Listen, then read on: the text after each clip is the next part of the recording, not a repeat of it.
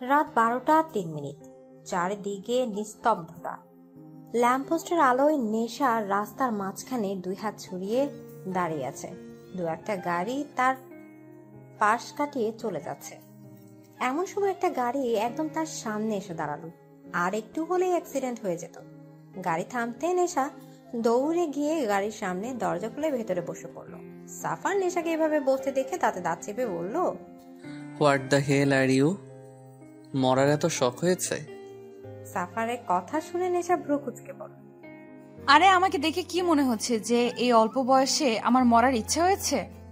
তাহলে এইভাবে রাস্তার মাঝখানে দাঁড়ানোর মানে কি? উফ, আর বলবেন না, অনেকক্ষণ ধরে লিফটের জন্য দাঁড়িয়ে আছি, কিন্তু কেউ লিফট দিচ্ছে না, তাই বাধ্য হয়ে ওইভাবে দাঁড়ালাম। By the way, thanks lift দেওয়ার জন্য। আমি তোমাকে কখন লিফট দিলাম? আপনি কিছুকে কম দেখেন? আপনার গাড়িতে বসে আছি আর আপনি বলছেন লিফট কখন দিলাম? এই মেয়ে, নামো আমার গাড়ি থেকে। আমি কাউকে লিফট দিতে পারবো না। নামো আমার কার থেকে। প্লিজ এরকম করবেন না। আসলে আমি অনেক বড় বিপদে পড়েছি। বাসা থেকে না বলে বন্ধুদের সাথে সিলেটে চা বাগান দেখতে এসেছিলাম। ভেবেছিলাম কিছুদিনের জন্য হলেও পাপার ওই সিকিউরিটি সেলফ ডিফেন্স থেকে মুক্তি পাবো, কিন্তু এখানে এসেই ফেসে গেছি। আমার বাস মিস হয়ে গেছে, বন্ধুরা সবাই আমাকে ছেড়ে চলে গেছে। ভাবলাম পরের বাসে করে ঢাকা যাব, তাই বাস স্ট্যান্ডে এসেছিলাম, কিন্তু কোথা থেকে এসে বদমাইশ চোর আমার পাস ব্যাগ সব চুরি করে নিয়ে চলে গেল। তবুও নিরুপায় হয়ে ওখানেই বসেছিলাম। তখনই কোথা থেকে কিছু লোক এসে আমার দিকে বাজে নজরে তাকালো। তাদের থেকে বাঁচতেই এখন আমার লিফটের প্রয়োজন পড়লো। প্লিজ আমাকে পৌঁছে দিন ঢাকা। আমি এখন ঢাকায় যাচ্ছি না। আপনাকে যেতেও হবে, আমাকে পৌঁছে দিলেই হবে। আমি যদি ঢাকা না যাই তো তোমাকে কি করে ঢাকা পৌঁছে দিব? সেটা আপনার ব্যাপার। দেখুন, এখন আমি আপনার গাড়িতে বসে আছি, মানে আমি এখন আপনার দায়িত্ব। এখন আপনি কি করে আপনার দায়িত্ব নিয়ে আমাকে ঢাকা পৌঁছাবেন সেটা আপনার ব্যাপার, আমার না। আমাকে শুধু ঢাকা পৌঁছে দিন, ব্যাস। এদিকে বলেই নেশা বুকের উপর হাত ভাঁজ করে অন্যদিকে তাকালো। সাফা কিছু বলতে গিয়েও থেমে গেল। সত্যি এটা একটা মেয়ের সেলফ ডিফেন্সের ব্যাপার। অত রাতে মেয়েটা যাবে বা কোথায়? তাই সাফার কিছু না বলে গাড়ি স্টার্ট দিল। নেশার ঠোঁটে মুচকি হাসি ফুটে উঠল। গাড়ি তার নিজ গতিতে চলছে। সাফার দাঁতে দাঁত চেপে গাড়ি চালাচ্ছে, কারণ নেশা সেই তখন থেকে বকবক করে তার মাথাটা নষ্ট করে দিচ্ছে। আমি নেশা, আপনি? আচ্ছা, আপনি সিলেটে কোথায় থাকেন? কি করেন আপনি? বিজনেস? কিন্তু আপনাকে দেখে কিন্তু বিজনেসম্যান মনে হয় না, কেমন জানি মাফিয়া মাফিয়া ভাব আপনার চেহারায়, একদম বার পাপার মতো। ইউ নো, আমার পাপাকেও না আগে আমার মাফিয়া মাফিয়া মনে হতো। বলেই নেশা হেসে কুটি কুটি। আচ্ছা, আপনার বিয়ে হয়েছে? দেখে তো মনে হয় না বিয়ে হয়েছে, কারণ আজকালকার হ্যান্ডসাম ছেলেরা আগে ইচ্ছে মতো মেয়ে পটায়, তারপর একটা হাপলা মেয়ে দেখে বিয়ে করে নেয়। তা আপনিও কি মেয়ে পটাচ্ছেন? নেশার কথা শুনে সাফার অগ্নি দৃষ্টিতে তার দিকে তাকালো। তার এই দৃষ্টি দেখে নেশা ভয় বলতে লাগলো, ওকে ওকে, বলতে হবে না। বলে নেশা চুপ করে বসলো। তারপর কিছু একটা ভেবে আবার বলল, আমার কি মনে হয় জানেন তো, আপনাকে দিয়ে মনে হয় কোনো মেয়ে পটেনি, তাই এত রাগ দেখাচ্ছে না। এবার সাফারের সহ্যের সীমা ছাড়িয়ে গেল। Stop stop this nonsense. কত কথা বলো তুমি, মনে হচ্ছে কানের মধ্যে হরতাল শুরু হয়ে গেছে। আমি একাই একটা মেয়ে, আপনার কানে কি করে হরতাল করব? হরতাল করতে তো অনেক জনের দরকার হয়। মুখে আঙুল দিয়ে দিয়ে মিনমিন করে বলল নেশা। সাফার কটকট করে তার দিকে তাকালো। ওকে ওকে, আমি চুপ। এই মুখে কুলুপ আটলাম, কিন্তু এই মুহূর্তে আমার কাছে মুখে আটকানোর মতো কুলুপ নেই। আঙুল দিলে চলবে? ওহ গড, স্টপ ইট ইডিয়েট। এদিকে সাফারের ঝাড়ি খেয়ে নেশা চুপ। কিছুক্ষণ দুজনে নীরব। এমন সময় হঠাৎই নেশা চেঁচিয়ে উঠল, stop stop stop stop the car. এমন আকস্মিক ঘটনায় সাফার কিছুটা অবাক হয়ে গাড়ি থামালো। কি হলো? নেশা রাস্তার পাশে একটা দোকান দেখিয়ে বলল, টি স্টল। তো চলুন চা খাবো। Are you mad? এই ফুটপাথ থেকে এখন আমি চা খাবো? তো কি হয়েছে? শুনেছি এই ফুটপাতের স্টলের টি নাকি সুস্বাদু হয়। চলুন খাবো। ইম্পসিবল, আমি যাব না। আরে চলুন না। বললাম তো যাব না। আরে দূর, চলুন তো। এদিকে নেশা জোর করে সাফারকে নিয়ে গাড়ি থেকে নামলো। টঙের দোকান থেকে দুজনে চা খেয়ে আবার গাড়িতে উঠে গেল। সত্যি টিটা অনেক সুস্বাদু ছিল। তাই আমার তো আমার মাম্মামের হাতের কফির কথা মনে পড়ে গেল। চায়ের সাথে তোমার মায়ের কফির কি সম্পর্ক? চায়ের সাথে না, স্বাদের সাথে সম্পর্ক। আমার মাম্মা অনেক সুন্দর কফি বানায়। কতদিন তার হাতের বানানো কফি খাই না। কাল বাসায় গিয়ে আগে মাম্মামের হাতে কফি খাবো, নয়তো নো টকিং। আর হ্যাঁ, এই মুহূর্তে আমার কাছে টাকা নেই। আমার যা যা খরচ হয় সবটা নিজের ব্রেনে নোট করে নিন, ঢাকায় গিয়ে সব শোধ করে দেব। গাড়ি চলছে, সাথে নেশার বকবকানি। সাফার দাঁতে দাঁত চেপে সবকিছু সহ্য করছে। এই মেয়ে এত কথা বলে কিভাবে? ইচ্ছে করছে ধাক্কা মেরে গাড়ি থেকে ফেলে দেয়। তখনই আবার নেশা বলে উঠল, স্টপ স্টপ স্টপ, গাড়ি থামান। সাফার গাড়ি ব্রেক করে বিরক্তির স্বরে বলল, আবার কি? আইসক্রিম। হোয়াট? আইসক্রিম খাবো। তুমি কি ছোট বাচ্চা যে এখন আইসক্রিম খাওয়ার জন্য বায়না ধরছো? তা আমি ছোটই তো, আমার মধ্যে বড় হওয়ার কি দেখলেন? জানেন, আমার পাপ্পা এখনো আমায় লিটল প্রিন্সেস বলে ডাকে। তাহলে বড় হওয়ার কোনো প্রশ্নই ওঠে না। ইনফ্যাক্ট উঠবেও না, কারণ আমি তো মামা পাপার একমাত্র মেয়ে। আমার ছোট কেউই নেই, তো আমি বড় হব কিভাবে? এটা বলে হাসতে হাসতে শেষ নেশা। Shut up stupid. এখন এত রাতে আমি আইসক্রিম কোথায় পাবো? আপনার সামনেই তো আইসক্রিম ক্যাফে। সাফার পাশে তাকিয়ে থেকে, একটা ক্যাফে ওপেন রয়েছে। এত রাতে কি এই মেয়েটার জন্য এই ক্যাফে খোলা রেখেছে? এটা অসহ্য। সাফার এক রাশ বিরক্ত নিয়ে বেরিয়ে পড়লো আইসক্রিম আনতে। একটা গোটা আইসক্রিমের বাক্স এনে নেশার হাতে ধরিয়ে দিল। নেশা খুশি বাচ্চাদের মতো লাফাতে লাগলো। সাফার গাড়ি চালাচ্ছে আর নেশার দিকে দেখছে। নেশা আইসক্রিম খেতে ব্যস্ত। তার টকটকে গোলাপি ঠোঁটের কোণে একটু আইসক্রিম লেগে আছে। তা দেখে সাফারের ভেতরে তোলপাড় হওয়ার অবস্থা। বুকের ভেতর কেউ হাতুড়ি পেটাচ্ছে। তার হাত পা কাঁপছে। সাফার বারবার অন্যদিকে তাকানোর চেষ্টা করলো, বারবার নেশার দিকে তার চোখ যাচ্ছে। কোনো উপায় না পেয়ে সাফার ধমক দিয়ে বলতে লাগলো, এই মেয়ে এখনো খাওয়া হয়নি? আমার খাওয়া নেই, আপনি পড়ে আছেন কেন? আপনারও কি আইসক্রিম খাওয়ার ইচ্ছা হলো নাকি? তা বললেই তো হতো, এত ধমক দেওয়ার কি আছে? এই নিন, এটা খেয়ে নিন। সাফারের দিকে আইসক্রিম এগিয়ে দিয়ে, আমি তোমার মতো ছোট বাচ্চা নই যে আইসক্রিম খাবো। আর তুমি তাড়াতাড়ি খাওয়া শেষ করো, না হলে সব আইসক্রিম জানালা দিয়ে বাইরে ফেলবো। এদিকে সাফারের কথা শুনে নেশা কিছু বলতে গিয়েও বলল না। অন্যদিকে ঘুরে আইসক্রিম খেতে ব্যস্ত হয়ে পড়লো। জানেন, আমার পাপা না প্রতি রাতে আমার জন্য চকলেট আনে, আর যদি না আনে তাহলে তাকে আমি শাস্তি দিই। কি শাস্তি দেই জানেন? সাফার আর চোখে নেশার দিকে তাকালো। 50 বার কান ধরে উদ্বোস করাই। বলেই হাসতে লাগলো নেশা। আর এই শাস্তিটা আমি পাপাকে প্রতি রাতে দিই, কারণ পাপাকে শাস্তি না দিলে তার পকেট থেকে কোনো চকলেট বেরোয় না। আরে আরে, গাড়ি থামান। এবার আবার কি হলো আপনার? গাড়ি থামিয়ে দিতে দাঁত চেপে বলল সাফার। নেশা হাত দিয়ে একটা লোকের দিকে ইশারা করে বলল, আচ্ছা, ওগুলো কি? আমি কখনোই ওইসব দেখিনি। চলুন না, এসব কি দেখি। এদিকে সাফার কিছু না সব রাগগুলো গিলে গাড়ি থেকে বেরিয়ে পড়লো। কারণ সে জানে সে চাইলেও নেশা তাকে জোর করে নামাবে। নেশা দৌড়ে লোকটার কাছে গেল। এত রাতে লোকটা সম্ভবত নিজের কাজ শেষে বাড়ি ফিরছিল। লোকটা হাতে থাকা জিনিসগুলো দিকে ইশারা করে নেশা বলল, এটা কি? আপা, এটা হাওয়াই মিঠাই। হাওয়াই মিঠাই? এটা আবার কি? আর মিঠাই তো এখানে, হাওয়াইটা আবার কোথায়? জি আপা, এটা হাওয়াই মিঠাই। মিঠা মুখে দিলেই হাওয়া হয়ে যায়। মিঠাই যদি মুখে দিলেই হাওয়া হয়ে যায়, তো আমি আর মিঠাই খাবো শুনি। জি আপা, এই মিঠাটাই খাবেন। কিন্তু খাবো কি করে? মিঠাই তো মুখে দিলেই হাওয়া হয়ে যাবে। জি আপা, এই জন্যই তো এর নাম হাওয়াই মিঠাই। অদ্ভুত তো, যে মিঠাই মুখে দিলেই হাওয়া হয়ে যায়, সেই মিঠাই হলো কেমনে? জি আপা। এতে দুজনকে থামিয়ে সাফার বলে উঠল, একটা দেন। সাফার হাওয়াই মিঠাই নিয়ে নেশাকে হাত ধরে টানতে টানতে গাড়িতে বসালো। এটা খাও আর চুপ করে বসে থাকো। নেশা বাধ্য মেয়ের মতো মিঠাই খেতে লাগলো।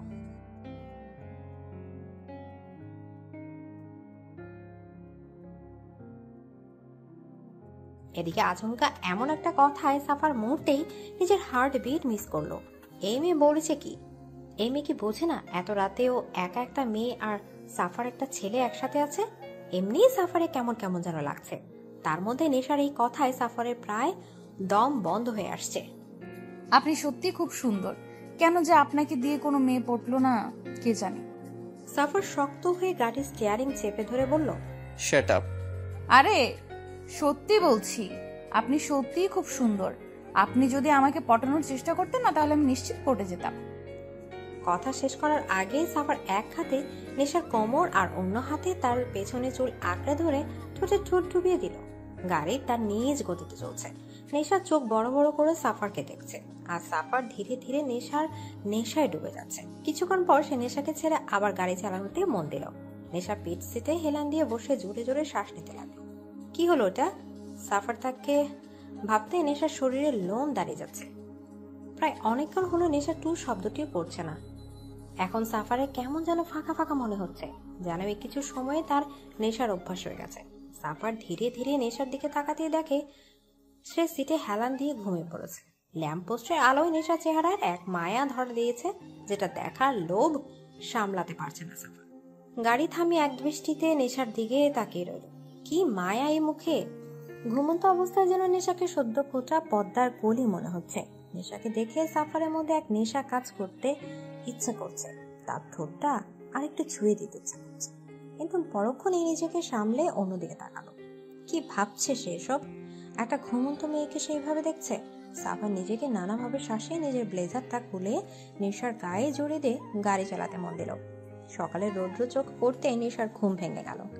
চারিদিকে মানুষের কোলাহল, আর অনেকগুলো বাস দাঁড়িয়ে আছে। ভালোভাবে তাকাতে দেখে এটা বাস স্ট্যান্ড। পাশে তাকিয়ে দেখে সাফার তার দিকে অধীর আগ্রহে তাকিয়ে আছে। কাল রাতের কথা মনে পড়তে নেশা কিছু অস্বস্তি হতে লাগলো। নেশা তাড়াতাড়ি উঠতে গিয়েই দেখে তার গায়ে ব্লেজার। এটা যে সাফারের সেটা খুব ভালো করে বুঝলো সে। তাই নিজের খা থেকে ব্লেজারটা নিয়ে সাফারের দিকে এগিয়ে দিয়ে সে গাড়ি থেকে নেমে পড়ল। তারা ঢাকা এসে গেছে। নেশার সাথে সাফারও নেমে পড়ল। নেশা চারদিক তাকাতে দেখে দুটো লোক বাস থেকে নেমেছে। তাদের দেখেই নেশার রাগ মাথায় উঠল। এই তো এরাই সেই দুজন যারা কাল আমায় বাজে নজরে দেখেছিল। দাঁড়া, আজ তোদের আমার হাত থেকে নিস্তার নেই, বজ্জাত কোথাকার। এদিকে বলেই যে নেশা তাদের দিকে এগোচ্ছে, তার আগে পরপর দুটো গুলি এসে তাদের বুক ফুটো করে দিল। নেশা হতভম্ব হয়ে দাঁড়িয়ে পড়ল। কি হলো এটা? ধীরে ধীরে পেছনে তাকাতে দেখে সাফার গান হাতে দাঁড়িয়ে আছে, আর তার গান থেকে এখনো ধোঁয়া বেরোচ্ছে। চারপাশ লোক চুরি করতে লাগলো। নেশা অবাক হয়ে সাফারের কাছে গেল। এটা কি করলেন? যে আমার নেশার দিকে চোখ তুলে তাকানোর সাহস করবে তাদের সবার এই অবস্থাই হবে। মানে এই মাফিয়া খুব করে নিজের জিনিসে যত্ন রাখতে জানে। মাফিয়া? এই যে কি করলো নেশা? কয়েকটা লোকের হাত থেকে বাঁচতে একটা মাফিয়ার কাছে সে আশ্রয় চেয়েছিল, আর পুরো রাত সে একটা মাফিয়ার সাথে ছিল। পুরো পৃথিবীর নেশার চারদিক ঘুরছে। পৃথিবীর রং ঝাপসা হয়ে আসছে। ধীরে ধীরে সে লুটিয়ে পড়ল, কিন্তু মাটিতে পড়ার আগে এক হাত তার কোমর জড়িয়ে ধরল। সে হাতের মালিক বাঁকা হেসে বলল, মাত্র এইটুকুতেই অজ্ঞান? এটা তো ট্রেলার ছিল, এখনো তো এই সাফারের নেশার সম্মুখীন হওয়া বাকি। নেশা মামা, পাপা, মামা। এদিকে নেশার ডাক শুনে কুয়াশা তাড়াতাড়ি করে নিজের রুম থেকে বের হলো। কুয়াশাকে দেখে নেশা দৌড়ে গিয়ে তাকে জড়িয়ে ধরল। মামা, ও মাই গড, কতদিন পর তোমাকে দেখেছি। এতদিন তোমাকে খুব মিস করেছি মাম্মা। কুয়াশাও মেয়েকে জড়িয়ে ধরল। তার চোখ ছলছল করছে। মিস করলে এইভাবে না বলে চলে যেতে না। জানিস কতটা ভয় পেয়ে গেছিলাম আমি। ও মাম্মা, তোমার কি মনে হয় আমি যদি পাপাকে বলে যেতাম তাহলে কি সে আমাকে একা একা ছাড়তো? ঠিক তার ওই গার্ডস গুলোকে আমার পিছু পিছু পাঠাতো। তাই না বলেই যেতে হয়েছে। তাই বলে এইভাবে?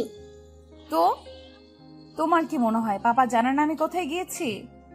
দেখো, ঠিক সে আমাকে খুঁজে বের করেছিল। হ্যাঁ, তা তো করেছিলামই। সম্রাটের গলা শুনে তারা সামনে তাকে দেখে সম্রাট দাঁড়িয়ে। নেশা মাকে ছেড়ে দৌড়ে গিয়ে সম্রাটকে জড়িয়ে ধরল। কিন্তু তবুও আমি তোকে একা ছেড়েছি, কারণ তুই স্বাধীনতা চেয়েছিস, আমি দিয়েছি। তবে এটাই ফার্স্ট অ্যান্ড লাস্ট টাইম, ওকে? আর কখনো যেন এরকমটা না হয়। ওকে ওকে পাপা। তাই এই কয়দিন কেমন কাটালি সিলেটে? সত্যি পাপা, ফ্রিডম যে এতটা সুন্দর হয় সেটা আমি এই প্রথম বুঝলাম।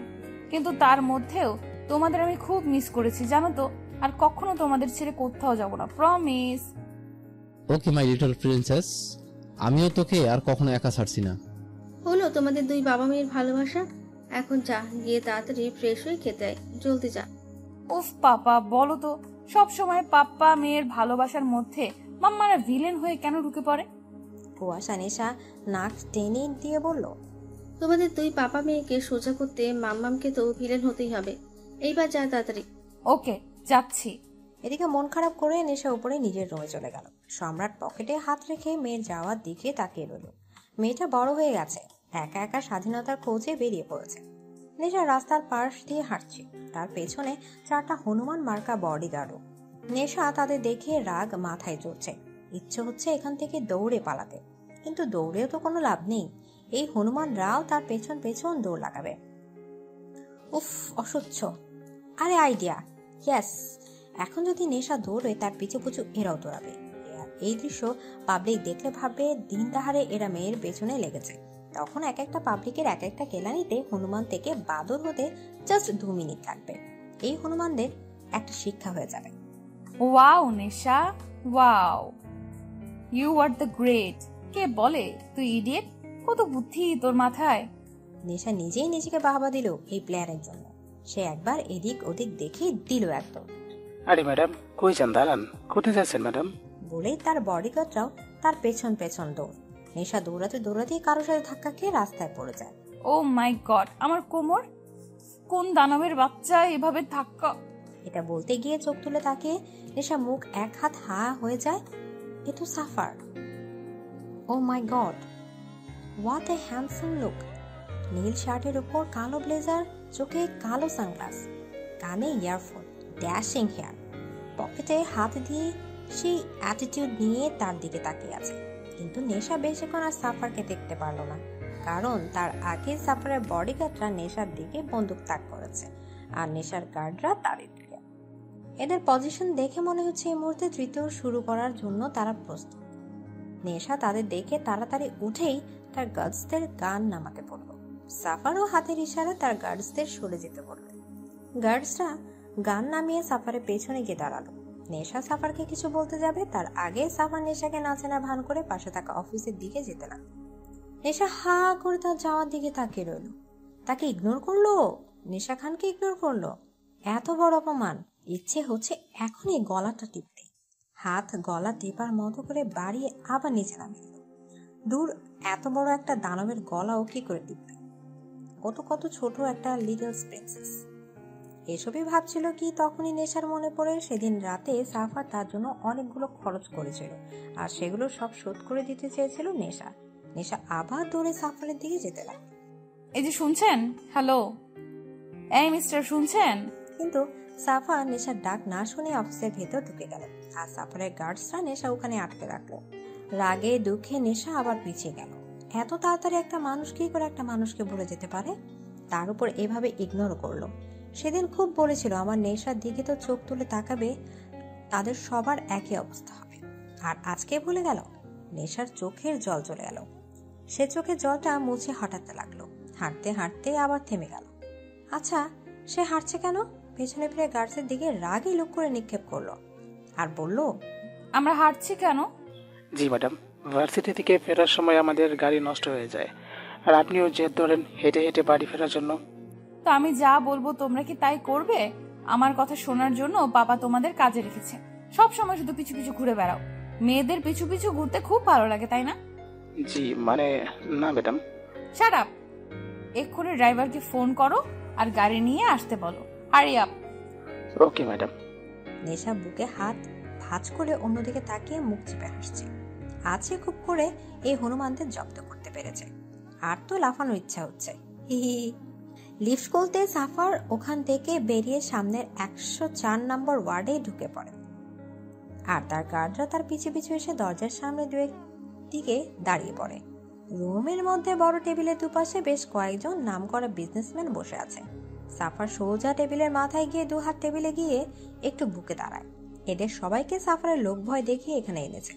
বিজনেসম্যানদের মধ্যে একজন বলে উঠল, আমরা সবাই আপনার ডিল অ্যাকসেপ্ট করলাম, শুধু আমাদের ফ্যামিলি যেন কিছু না হয়। অবভিয়াসলি আমি আপনাদের উপর সন্তুষ্ট থাকলে আপনারাও আপনাদের ফ্যামিলি নিয়ে সন্তুষ্ট থাকবেন। শুধু সম্রাট খানকে টপ বিজনেসম্যান থেকে পথের ভিখিরি বানাতে হবে। মার্কেটে ওনার ছোট বড় যত শেয়ার আছে সবগুলোকে ফার্স্ট আউট করতে হবে, সবগুলোর সেল ডাউন করতে হবে। আর এই জন্য আপনারা যা করার তাই করুন, আর আপনাদের প্রয়োজনীয়তা মিটিয়ে দেবার দায়িত্ব আমার। সাফা টেবিল থেকে হাত উঠিয়ে সোজা হয়ে দাঁড়িয়ে ব্লেজার ঠিক করতে করতে বলে, এনিথিং এলস?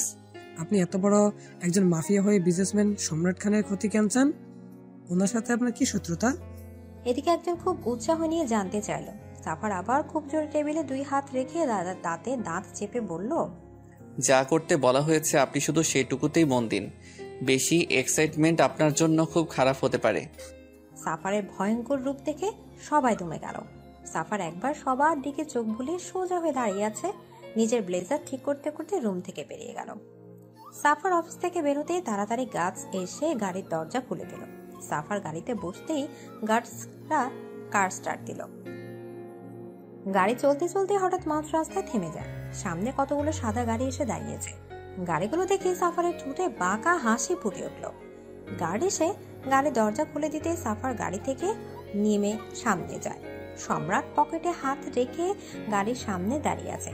সাফার সম্রাটের সামনে যেতে সম্রাট বলে ওঠে, খুব ভালোই চাল চলেছ, কিন্তু একটা কথা কান খুলে শুনে রাখো, এই সম্রাট এমনি এমনি এত দূর আসেনি।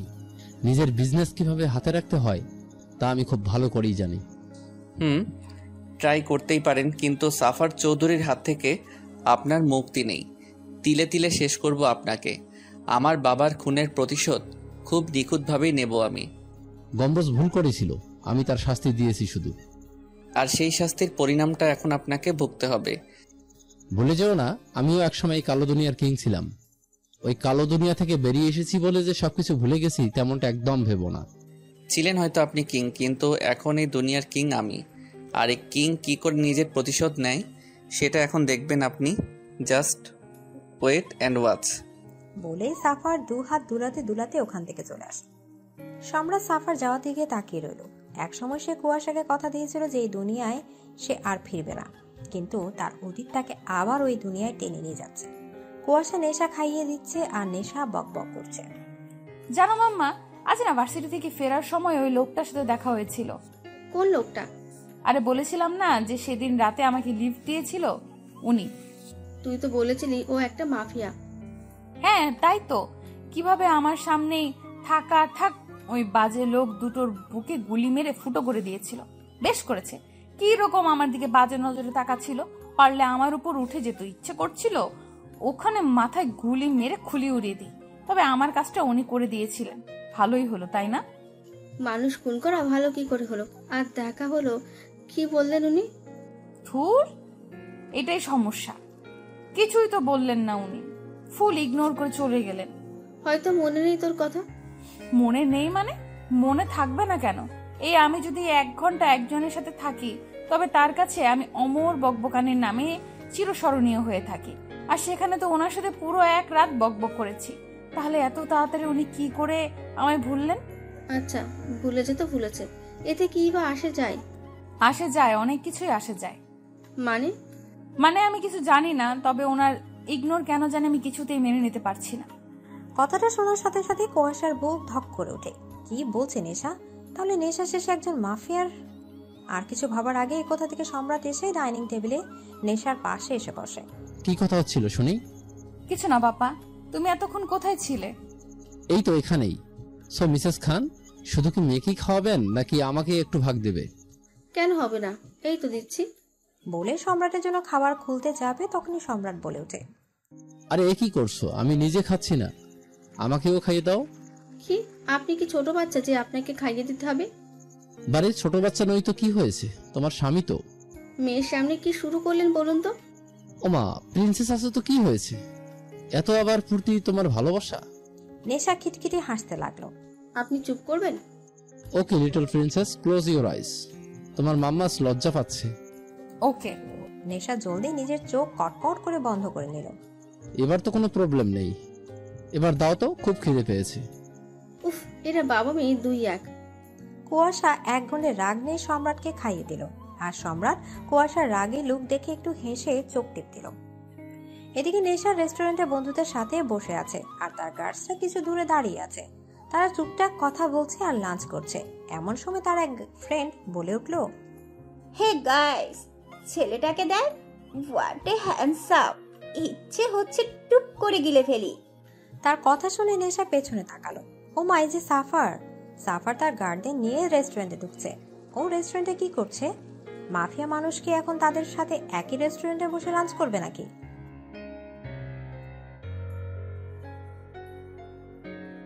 এদিকে নেশা তার বন্ধুদের কথা শুনে চট করে তাদের দিকে তাকালো। কি খারাপ নজর, ইচ্ছে করে সব নুডলস ওদের মাথায় ঢালে। এরা যে তার বন্ধু ভাবতে নেশা গা গুলিয়ে যাচ্ছে। কিরকম একটা ছেলের সম্পর্কে কমেন্ট করেছে, তার উপর আবার সাফারকে নিয়ে বলা কোনো কথাই তার সহ্য হচ্ছে না। রাগে গা জ্বলে যাচ্ছে তার। সাফার রেস্টুরেন্টের ভেতর ঢুকে নেশার সামনে সিটে গিয়ে দাঁড়ায়, আর তার গার্ডরা সেই সিটে বসে থাকা একটা লোকের দিকে বন্দুক তাক করে। সাফারকে ওখানে দাঁড়াতে দেখে সিটে বসে থাকা একজন লোক ভয়ে ভয়ে উঠে দাঁড়ায়। সাফার সবকিছু সহ্য করতে পারলেও ধোঁকা সহ্য করে না। আমার সব ডিটেলস, আমার গোপনে সম্রাট খানকে দেওয়ার মতো ধোঁকা দিয়েছিস তুই আমাকে, আর শাস্তি খুব ভয়ানক হবে। সরি স্যার, এবারের মতো ক্ষমা করে দিন, আর এরকম হবে না। এবারের মতো ক্ষমা করে দিন প্লিজ স্যার, প্লিজ। সাফারের কাছে একটা ভুলই তার ফার্স্ট অ্যান্ড লাস্ট ভুল হয়। সাফার অন্যদিকে তাকায়। Shoot him. এদিকে কথাটা বলার সাথে সাথে গার্ডরা ওই লোকের শরীর গুলিতে ছাতরা করে দেয়। ইতিমধ্যে রেস্টুরেন্টের সবাই পালাই করছে। সেখানে দুটি পুলিশও ছিল। সাফারকে দেখে তারা ভয় পিছিয়ে যায়। নেশা থ মেরে দাঁড়িয়ে আছে, সবকিছু মাথার উপর দিয়ে যাচ্ছে। সাফারের কথা তো তার কানেই আসেনি, কিন্তু সাফারের রাগী লোক দেখে সে বুঝেছে হয়তো কোনো বড় ভুল করেছে এই লোকটা। গাছরা এসে নেশাকে ঘিরে রেস্টুরেন্ট থেকে বের করতে এলে নেশা চট করে বলে ওঠে, আমি ওয়াশরুমে যাব। পরে যান ম্যাডাম, এখন এখান থেকে চলে যান। আমি এক্ষুনি যাব ম্যাডাম প্লিজ। বললাম তো আমি এক্ষুনি যাব, মানে এক্ষুনি যাব। এদিকে গাছরা উপায় না পেয়ে নেশাকে রেস্টুরেন্টের ভেতর নিয়ে যায়। নেশা লেডিস টয়লেটে ঢুকে পড়ে, আর গাছরা দরজার বাইরে দাঁড়িয়ে থাকে। নেশা তাড়াতাড়ি নিজের গলার স্কার্ফ দিয়ে হিজাব বাঁধে আর নিজের জ্যাকেট খুলে উল্টো করে পড়ে। জ্যাকেটের উপর কালো হলেও ভেতরে রং ধূসর। তারপর নিজেকে একদম ফিট করে নেশা বেরিয়ে আসে। প্রথমে গার্ডসদের দেখে নেশা থমকে যায়, কিন্তু গার্ডরা তাকে চিনতে না পারে লাভ দিয়ে নাচতে নাচতে ওখান থেকে চলে আসে। বাইরে এসে দেখে সাফার গাড়িতে চড়ে চলে যাচ্ছে। তা দেখে নেশা দৌড়ে গাড়ির পিছু করতে লাগে। হ্যালো মিস্টার, শুনছেন? গাড়ি থামান। এই যে মিস্টার। থুর, নেশা তুই এত ইডিয়েট কেন? পুরো এক রাত ওনার সাথে জার্নি করলি, অথচ এখন পর্যন্ত ওনার নামটা পর্যন্ত জানিস না। উফ। হ্যালো, গাড়ি থামান। হ্যালো, ব্ল্যাক কার। কে শুনে কার কথা? গাড়ি তার মন মতো চলছে, আর নেশা তার পিছু পিছু দৌড়াচ্ছে। দৌড়াতে দৌড়াতে নেশার স্কার্ফ খুলে যায়। দুপুরে কড়া রোদ তার মাথায় এসে পড়েছে। হাঁপিয়ে উঠে নেশা তার এক সময় থেমে যায়। হাঁটুতে হাত দিয়ে জোরে জোরে নিঃশ্বাস নিতে লাগে। সাফার জানালায় হাত রাখতে গিয়ে সামনে জানালায় থাকা আয়নার দিকে পেছনে নেশা হাঁফাচ্ছে। সাফার তাড়াতাড়ি গাড়ি থামায়। গাড়ি থামতে সাফার গাড়ি থেকে নেমে পড়ে। সাফারকে গাড়ি থেকে নামতে দেখে নেশার ঠোঁটের কোণে হাসির লেখা ফুটে ওঠে, কিন্তু বেশিক্ষণ নিজেকে ধরে রাখতে পারে না। এর আগে কখনোই সে এতটা দৌড়ায়নি। তার উপর এই কড়া রোদ আর সহ্য হলো না। মাথা ঘুরে ওখানেই পড়ে গেল। যখন জ্ঞান ফিরল তখন নেশা নিজেকে বেডের ওপর আবিষ্কার করে। ভালো করে চারদিক তাকিয়ে দেখে ও একটা বিশাল বড় বেডরুমে শুয়ে আছে, আর তার বেডের পাশে একটু দূরে থাই গ্লাস ভেদ করে একজন রাতের শহর দেখতে ব্যস্ত। নেশা মাথায় হাত দিয়ে উঠে বসে। ও কোথায়? এটা কি করে এলো এখানে? এটা তো ওর রুম নয়। তাহলে এটা কার রুম? কোথায় ও? পরক্ষণে তার মনে পড়ে সে সাফারের গাড়ির পিছু পড়েছিল। তারপরে আর কিছু মনে নেই। নেশা পাশে দাঁড়িয়ে থাকা লোকটাকে পেছন থেকে ভালো করে দেখে বুঝতে পারে ওটা সাফার। সাফার এখানে কি করছে? নেশা তাড়াতাড়ি উঠে সাফারের কাছে যায়। আমি এখানে কি করে এলাম, আর আপনি এখানে কি করছেন? নেশার গলা শুনে সাফার তার দিকে ঘুরে তাকায়। আমার বাড়ি, আমার রুম, আমি থাকবো না তো আর কে থাকবে? এটা আপনার বাড়ি? ও মাই গড, রাত হয়ে গেছে আর আমি এখানে। এতক্ষণে বাড়িতে নিশ্চয়ই মাম্মা পাপা টেনশন করছে আমার জন্য, কিন্তু আমি এখানে এলাম কি করে? নিশ্চয়ই উড়ে আসুনি। আপনি এনেছেন? কেন, অন্য কারোর আনার কথা ছিল? আর ওইভাবে পাগলের মতো আমার গাড়ির পেছনে দৌড়াচ্ছিলে কেন? আরে সেদিন রাতে তো আপনি আমার জন্য অনেক খরচ করেছিলেন, সেগুলোর ঋণ তো শোধ করা বাকি ছিল, সেই জন্যই তো। আচ্ছা, তুমি আমার ঋণ শোধ করতে চাও? তাড়াতাড়ি বলে দিন আমার কত হয়েছে, আমি শোধ করে দেই। আমায় আবার বাড়িও ফিরতে হবে। সাফার বাঁকা হেসে নেশার দিকে এগিয়ে গিয়ে বলে, তোমার যা ঋণ হয়েছে সেটা শোধ করার সাধ্য তোমার নেই।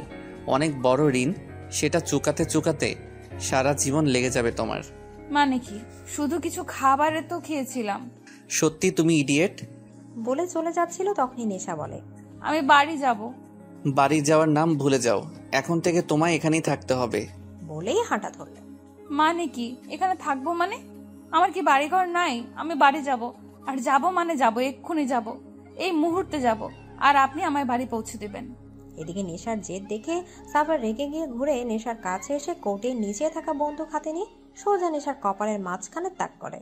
নেশা বড় বড় চোখ করে সাফারের দিকে তাকায়। সাফা নেশার দিকে বন্দুক তাক করে তার দিকে এগোতে লাগে। নেশা পেছোতে পেছোতে থাই গ্লাসের সাথে লেগে যায়। সাফার নেশার একদম কাছে গিয়ে বন্দুক কপাল থেকে সাইড করে নিচে নামাতে নামাতে বলে, বেশি কথা বলা আমি একদম পছন্দ করি না। আমি যখন বলেছি তুমি এখানে থাকবে মানে এখানে থাকবে। Got it? যদি পালানোর চেষ্টাও করেছো তো এর ফল অনেক খারাপ হবে তোমার জন্য। নেশা চট করে তার গালে ধরে থাকা বন্দুক ধরে ফেলে। সাফারের হাত থেকে বন্দুক নিয়ে পাশে গিয়ে সাফারের দিকে বন্দুক তাক করে বলে, অতটা ইডিয়েট ভাববেন না আমাকে। নিজের প্রোটেকশন নিজে করতে পারি। যার আগে পিছে 4টা হনুমান ইয়া বড় বড় গান নিয়ে ঘুরে বেড়ায়, তাকে আপনি এই ছোট্ট খেলনা দিয়ে কি ভয় দেখাবেন? এদিকে বলেই নেশা হাতে থাকা বন্দুক দিয়ে শুট করলো। না না, সাফারকে নয়, পাশের থাই গ্লাসে। গ্লাস আঘাত পেয়ে ঝনঝন করে ভেঙে পড়তে লাগলো। সাফার খুব স্বাভাবিকভাবে এই দৃশ্য দেখছে, যেন সেটাই আশা করেছিল। এখান থেকে পালানো আমার জাস্ট 2 মিনিটের ব্যাপার। এদিকে সাফার পকেটে হাত রেখে নেশার দিকে এগোতে লাগলো। সাফারকে এগোতে দেখে নেশা তার দিকে গান তাক করে আমতা আমতা করে পেছনে যেতে লাগলো। আপনি এইভাবে এগোচ্ছেন কেন? দেখুন আমি কিন্তু আপনাকে ভয় পাই না, তাই এইভাবে এগোনো বন্ধ করুন। কি হলো, আমার কথা শুনতে পাচ্ছেন না? আমি কিন্তু শুট করব, একদম এগোবেন না আর। নেশা পেছোতে পেছোতে একদম কিনারায় চলে যায়। থাই গ্লাস ফাঁকা। সে পেছোতে পেছোতে তার পা কিনারায় গিয়ে ফসকে যায়। নেশা পড়তে যাবে তার আগে সাফার এক হাত তার অন্য হাত ধরে ফেলে। নেশা কটকট করে চোখ বন্ধ করে নেয়। হাত থেকে গানটা পড়ে যায়। প্লিজ প্লিজ ছাড়বেন না, প্লিজ ছাড়বেন না। Oh god, please save me, please please ছাড়বেন না প্লিজ। আমি ঠিকই ভেবেছিলাম you are a too much idiot. Gun তোমার হাতে ছিল আর তুমি আমাকে শুট না করে থাই গ্লাসে করলে এখান থেকে পালানোর জন্য। ওকে, তো আমি তোমাকে হেল্পই তো করছি। এদিক দিয়ে তো পালাতে চাইছিলে তাই না? তো পালাও দেখি কতটা ব্রেভ তুমি। বলে হাতে একটু ছাড় দিল। নেশার সঙ্গে সঙ্গে আরেক হাতে সাফারের হাত চেপে ধরল। নো নো, ছাড়বেন না, ধরে থাকুন। আমি তো জাস্ট ঢপ মারছিলাম, আপনি আমার কথায় মাইন্ড নিচ্ছেন কেন? আমি তো ছোট বাচ্চা একটা, এত উঁচু থেকে পড়লে আমার শরীরের হাড় দিয়েও খুঁজে পাওয়া যাবে না। প্লিজ, আমি এই বয়সে মরতে চাই না। প্লিজ আমাকে ধরে থাকুন, আমার হাত ছাড়বেন না, প্লিজ ধরে থাকুন। নেশার কথা শুনে যে কি জানি হলো, সে এক ধ্যানে নেশার দিকে তাকিয়ে থাকতে থাকতে বলল, ছাড়বো না, কখনো এই হাত ছাড়বো না, সারা জীবন আঁকড়ে ধরে থাকবো। সাফারের কথায় নেশা স্তব্ধ হয়ে গেল। সাফারের কথাটা যেন একদম তার বুকে বিঁধে গেল। নেশা সাফারের চোখের দিকে তাকালো। এই চোখ যেন হাজারো নেশা। বেশিক্ষণ তাকিয়ে থাকলে যে কেউ মাতাল হয়ে যাবে। এখন যেমন নেশা হচ্ছে, সাফার ধীরে ধীরে নেশাকে নিজের দিকে টানতে লাগলো। নেশাকে সোজা করে দাঁড় করালো। নেশা একদম তার কাছে এসে তার চোখে চোখ রেখে দাঁড়িয়ে আছে। এরপর এখান থেকে পালাতে চাইলে হাত ধরে থাকবো না, সাথে সাথে ছেড়ে দেব। পারবেন না, তার আগে আমি ধরে ফেলবো। নেশা সাফারের চোখে চোখ রেখে এক ঘোরের মধ্যে কথাটা বলল। সাফার চট করে নেশার চোখ থেকে চোখ সরিয়ে নিল। নেশার হাত ছেড়ে চলে যাওয়ার জন্য পা বাড়াতে নেশা বলে ওঠে, আমরা এখন কোথায় আছি? সময় হলে জানতে পারবে। এদিকে বলেই চলে যাওয়ার জন্য পা বাড়ালো। সাথে সাথে নেশা আবার ডাক দিল, অ্যাটলিস্ট আপনার নামটা তো বলে যান। সেদিন পুরো একটা রাত একসাথে থাকার পরেও এখন পর্যন্ত আপনার নাম জানি না। এদিকে সাফার আবার নেশার দিকে ঘুরে একদম নেশার কাছে গিয়ে কানের কাছে একটু ঝুঁকে ফিসফিসিয়ে বলল, এইভাবে বলো না, কেউ শুনলে অন্য কিছু ভাববে। বলে বাঁকা হেসে নেশার দিকে তাকিয়ে চলে গেল। নেশার কথাটা বুঝতে প্রায় কিছুক্ষণ লাগলো। যখন বুঝলো তখন নেশার চোখ এক হাত বড় হলো। দাঁতে কিরিমির করে বলল, বাজে লোক কোথাকার। কিন্তু যতই বাজে হোক না কেন, সাফারের প্রতি নেশার একটা সফট কর্নার তো রয়ে গেছে। মা বাবা থেকে দূরে থাকার কষ্ট হচ্ছে, কিন্তু মনের এক কোণে সাফারের সাথে থাকার ভালো লাগাটাও আছে। সেটা কিডন্যাপ হয়েই হোক আর যাই হোক না কেন, কিন্তু কথা হলো একটা, সাফার কি তাকে কিডন্যাপ করলো? কিন্তু কেন? আচ্ছা, সাফার গিয়ে তাকে কিডন্যাপ করলো নাকি সে নিজে এসে কিডন্যাপ হলো? কিছুই বুঝতে পারছে না নেশা। সাফার কেন তাকে কিডন্যাপ করবে? সাফার কিছুক্ষণ পর আবার রুমে এলো খাবার নিয়ে। নেশা বেড়ে বসেছিল। নেশার সামনে খাবার রেখে বলল, খেয়ে নাও। এদিকে নেশা একবার খাবারের দিকে তাকিয়ে আবার চোখ ফিরিয়ে নিয়ে বলল, খাবো না। যদিও খিদে পেয়েছে, তবু কিডন্যাপ বলে কথা, একটু তো দর দিতেই হয়। বেশি ন্যাকামো না করে চুপচাপ খেয়ে নাও। বললাম তো খাবো না। সাফার এবার একরাশ বিরক্তি নিয়ে নেশার পাশে বসে প্লেট হাতে নিয়ে নেশার দিকে হাত বাড়িয়ে বলল, হা করো। নেশা অবাক হয়ে সাফারের দিকে তাকালো। কি হলো, হা করতে বলেছি? এদিকে নেশা সাফারের দিকে তাকিয়ে হা হয়ে আছে। সাফার তাকে খাওয়াতে লাগলো। নেশার মনে হচ্ছে সে যেন স্বপ্ন দেখছে। এই মুহূর্তে সে শুধু সাফারকে দেখছে। তার খুব ইচ্ছে হচ্ছে এই মুহূর্তটাকে আটকে রাখে। ঘড়ির কাঁটাগুলো খুলে রাখার যেন সময়টা এখানে আটকে থাকে। সাফার তাকে সারা জীবন এভাবে খাওয়াতে থাকে, কিন্তু সারাদিন এভাবে খেলে তো সে মোটা হয়ে যাবে। আর মোটা হয়ে গেলে যদি সাফার আর তাকে খাইয়ে না দেয় তখন? না বাবা, সারা জীবন খাওয়ানোর কোনো দরকার নেই। নেশা আর খাবেই না। আর খাবো না। কেন? পেট ভরে গেছে। এই খাবারটা পুরোটা শেষ করতে হবে তোমায়। বললাম তো আর খেতে পারবো না। আর একটু খেলে পেট পুরো ফুটো হয়ে যাবে। এই মেয়ে শোনো, তোমাকে এখানে তুলে আনা হয়েছে, শ্বশুরবাড়ি আসনি যে আদর করে খাওয়ানো হবে। কিন্তু আপনি তো সেটাই করছেন। সাফা থতমত খেয়ে গেল। কি বলবে বুঝতে না পেরে প্লেট রেখে উঠে দাঁড়ালো। তুমি খাও আর না খাও তাতে আমার কিছু যায় আসে না, বলেই চলে গেল। নেশা সাফারে যাওয়ার দিকে কিছুক্ষণ তাকিয়ে থেকে বেডে গিয়ে কম্বল গায়ে জড়িয়ে গুটি সুটি মেরে শুয়ে পড়ল। সকালে নেশার খুব তাড়াতাড়ি ঘুম ভেঙে গেল। নেশা আড়মোড়া ভেঙে উঠে রুট দিকে পা বাড়ালো, বারান্দার দিকে। সকালের দৃশ্যটা কত সুন্দর। চারদিক পরিবেশ দেখতে দেখতে নেশা পাশের বারান্দার চোখ পড়তে দেখে সাফার তার দিকে এক নজরে তাকিয়ে আছে। সাফারকে দেখে নেশা আটকে উঠল। এলোমেলো চুল, ঘুম ঘুম চেহারা, গায়ে একটা গেঞ্জি মাত্র। নেশার বুক ঠক করে উঠল। প্রত্যেকটা মানুষকে যে এতটা সুন্দর লাগে তা নেশার জানা ছিল না। অন্যদিকে সাফারের যেন নেশার নেশা ধরে যাচ্ছে। এই মেয়েটাকে একদিন ঠিক পাগল করে ছাড়বে। এই মেয়ের প্রত্যেকটা রূপে নেশায় পড়ে সাফার। সদ্য ঘুম থেকে ওঠা নেশাকে দেখে সাফার ইচ্ছে হচ্ছে এখনই কাছে গিয়ে জড়িয়ে ধরে একটু আদর করে দেয়। সাফার দৃষ্টি নেশা দম বন্ধ করে দিচ্ছে, তাই ও তাড়াতাড়ি বারান্দা থেকে চলে গেল। রুমে এসেই যেন সে দম নিল, আর কিছু না ভেবে সোজা ওয়াশরুমে ঢুকে পড়ল। নেশা বেডের উপর টাওয়াল পরে বসে আছে। ওয়াশরুমে ঢোকার সময় তার মনেই ছিল না যে এখানে তার ড্রেস নেই। এখন এই টাওয়াল ছাড়া কিছু পরারও নেই। নেশা তার ড্রেস ধুয়ে শুকাতে দিয়েছে। শুকাতেই ওটা পরবে, কিন্তু ততক্ষণ তাকে এইভাবে বসে থাকতে হবে। এমন সময় দরজা খোলার শব্দে নেশা বেড থেকে লাফিয়ে উঠে বেডশিট টেনে শরীরে জড়িয়ে নেয়। সাফার রুমে ঢোকার নেশার দিকে তাকাতে থমকে যায়। এই মেয়ের আবার কি হলো? এইভাবে বেডশিট জড়িয়ে রেখেছে কেন শরীরে? এই মেয়ে পাগল নাকি? এইভাবে বেডশিট জড়িয়ে রেখেছো কেন? সাফারের কথায় নেশার রাগ চরম পর্যায়ে উঠল। সে সাফারের দিকে এগোতে এগোতে বলল, যখন কিডন্যাপ করতে পারেন না তখন কিডন্যাপ করতে কে বলেছিল শুনি? তুলে এনেছেন অথচ এটা জানেন না যে যাকে তুলে নিয়ে যাচ্ছি তার জন্য ড্রেসের প্রয়োজন হয়। নেশার চড়া গলা শুনে সাফার রেগে দাঁতে দাঁত চেপে বলে, হোয়াট দ্য? আপনার ওয়াদ্দা আপনার কাছে। এদিকে আর কিছু বলার আগে নেশার পা লেগে বেডশিট পড়ে যায়।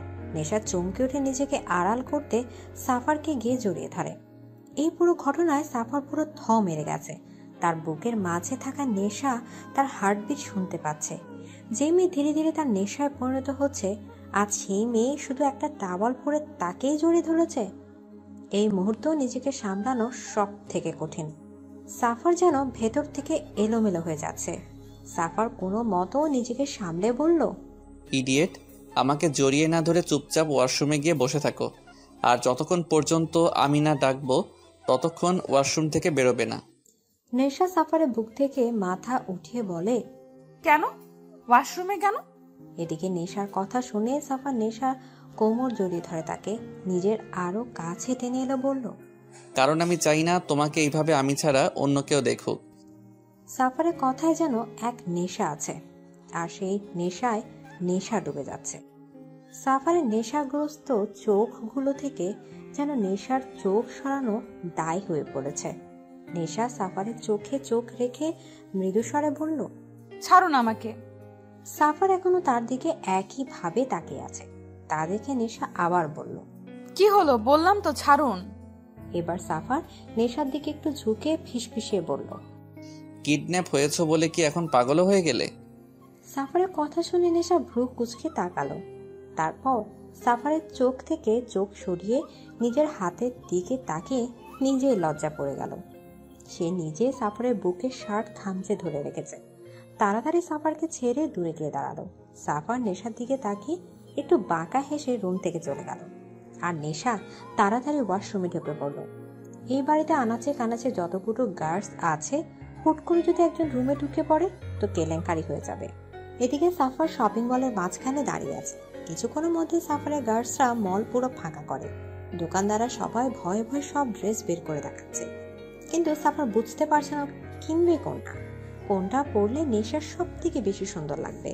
তার মতে নেশা যে ড্রেসই পরুক না কেন সেই ড্রেস সুন্দর হয়ে ওঠে।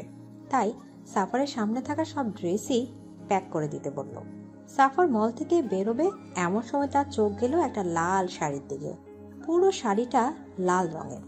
এই শাড়িতে নেশাকে কল্পনা করতে সাফারের এক অন্যরকম অনুভূতি কাজ করছে। সাফার ওই শাড়িটাও নিয়ে নিল। সাফার রুমে এসে দেখে রুমে কেউ নেই। এই মেয়ে সত্যি সত্যি এতক্ষণ ধরে ওয়াশরুমে ঢুকে আছে। গার্ডসরা এসে সব প্যাকেট রুমে রেখে গেল। সাফার গিয়ে ওয়াশরুমে দরজা নক করলো। নেশা, নেশা, এতক্ষণে আপনার ডাকার সময় হলো? সে কখন থেকে ওয়াশরুমে ঢুকে আছি। আমার কি খিদে টিতে পায় না নাকি? ইডিয়েট, কথা না বলে বেরিয়ে এসো। আমি অতটাও ইডিয়েট নই যে এই অবস্থায় বেরিয়ে পড়ব। রুমে আমার ড্রেস শুকোতে দেওয়া আছে, সেটা আমাকে এনে দিন। হোয়াট দা, আমাকে কি তোমার সার্ভেন্ট বলে মনে হয়? জি না, একজন কিডন্যাপার, যে কি ভালো মতো কিডন্যাপও করতে পারে না। Shut up. No, shut up. আপনি রুম থেকে বেরোন, আমি আমার ড্রেস নেব। তুমি আমার রুম থেকে আমাকে বেরোতে বলছো? আপনি আমাকে ইডিয়েট বলেন, এখন তো দেখছি আপনি নিজেই একটা ইডিয়েট। এটা আপনার নয়, আমার রুম, ওকে? ইডিয়েট, এই পুরো বাড়ি আমার। বাড়িতে থাকা প্রত্যেকটা রুম আমার, আর রুমের মধ্যে থাকা প্রত্যেকটা জিনিস আমার, আর ওই ওয়াশরুমের ভেতরে থাকা তুমিও। বলতে গিয়েও থেমে গেল সাফার। তারপর কিছু একটা ভেবে বলল, আমি বেরিয়ে যাচ্ছি, তাড়াতাড়ি চেঞ্জ করে খেয়ে নিও। বলেই সাফার রুম থেকে বেরিয়ে গেল। আর নেশার সাথে সাথে ওয়াশরুম থেকে বেরিয়ে এলো। বেডের উপর চোখ পড়তে তার চোখ প্রায় চড়ক গাছ। পুরো বেডে কতগুলো ব্যাগ দিয়ে ভর্তি। নেশা গিয়ে ব্যাগ খুলে দেখে প্রত্যেকটা ব্যাগে বিভিন্ন ধরনের ড্রেস আর তার প্রয়োজনীয় অনেক জিনিসই আছে। দেখে মনে হচ্ছে জিনিসগুলোকে কিডন্যাপ করে এনেছে, কিন্তু নেশা বুঝতে পারছে না আসলে কি সে কিডন্যাপ হয়েছে। কিডন্যাপ হলে কি মানুষের এত আরামে রাখা হয়? তার জন্য পুরো দোকান কিনে ফেলেছে মনে হয়। আচ্ছা, সাফার এসব কেন করছে? কেন তাকে এখানে এভাবে আটকে রেখেছে? আর তার জন্য এসবই বা কেন করছে? তাহলে কি সাফারও তাকে... ধুর, এসব কি ভাবছে নেশা? পাগল হয়ে গেল না তো? সাফারের মতো একটা মাফিয়া তার মতো ইডিয়েটকে কেন?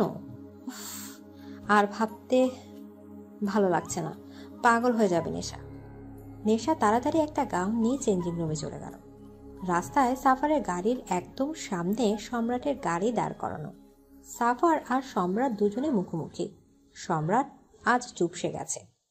মেয়ের চিন্তা থেকে তাকে কুড়ে কুড়ে খাচ্ছে।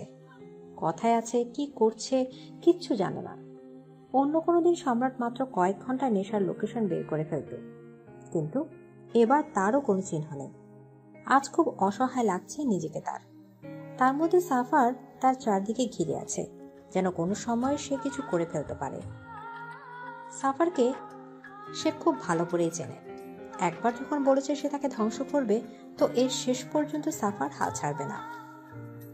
আর তার নেটওয়ার্কও অনেক বড়। সম্রাট দুদিকেই ফেসে গেছে।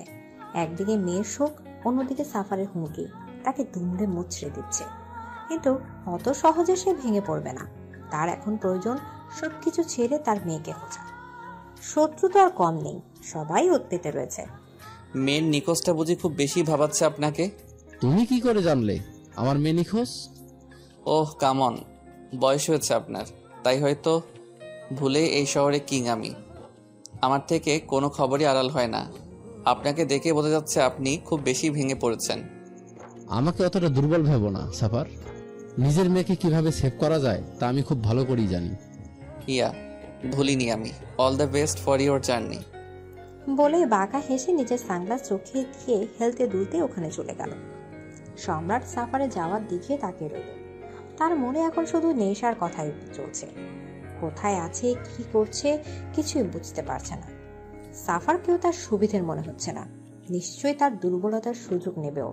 অন্যদিকে কুয়াশাও ভেঙে পড়েছে, তাকে হচ্ছে সামলাতে হচ্ছে।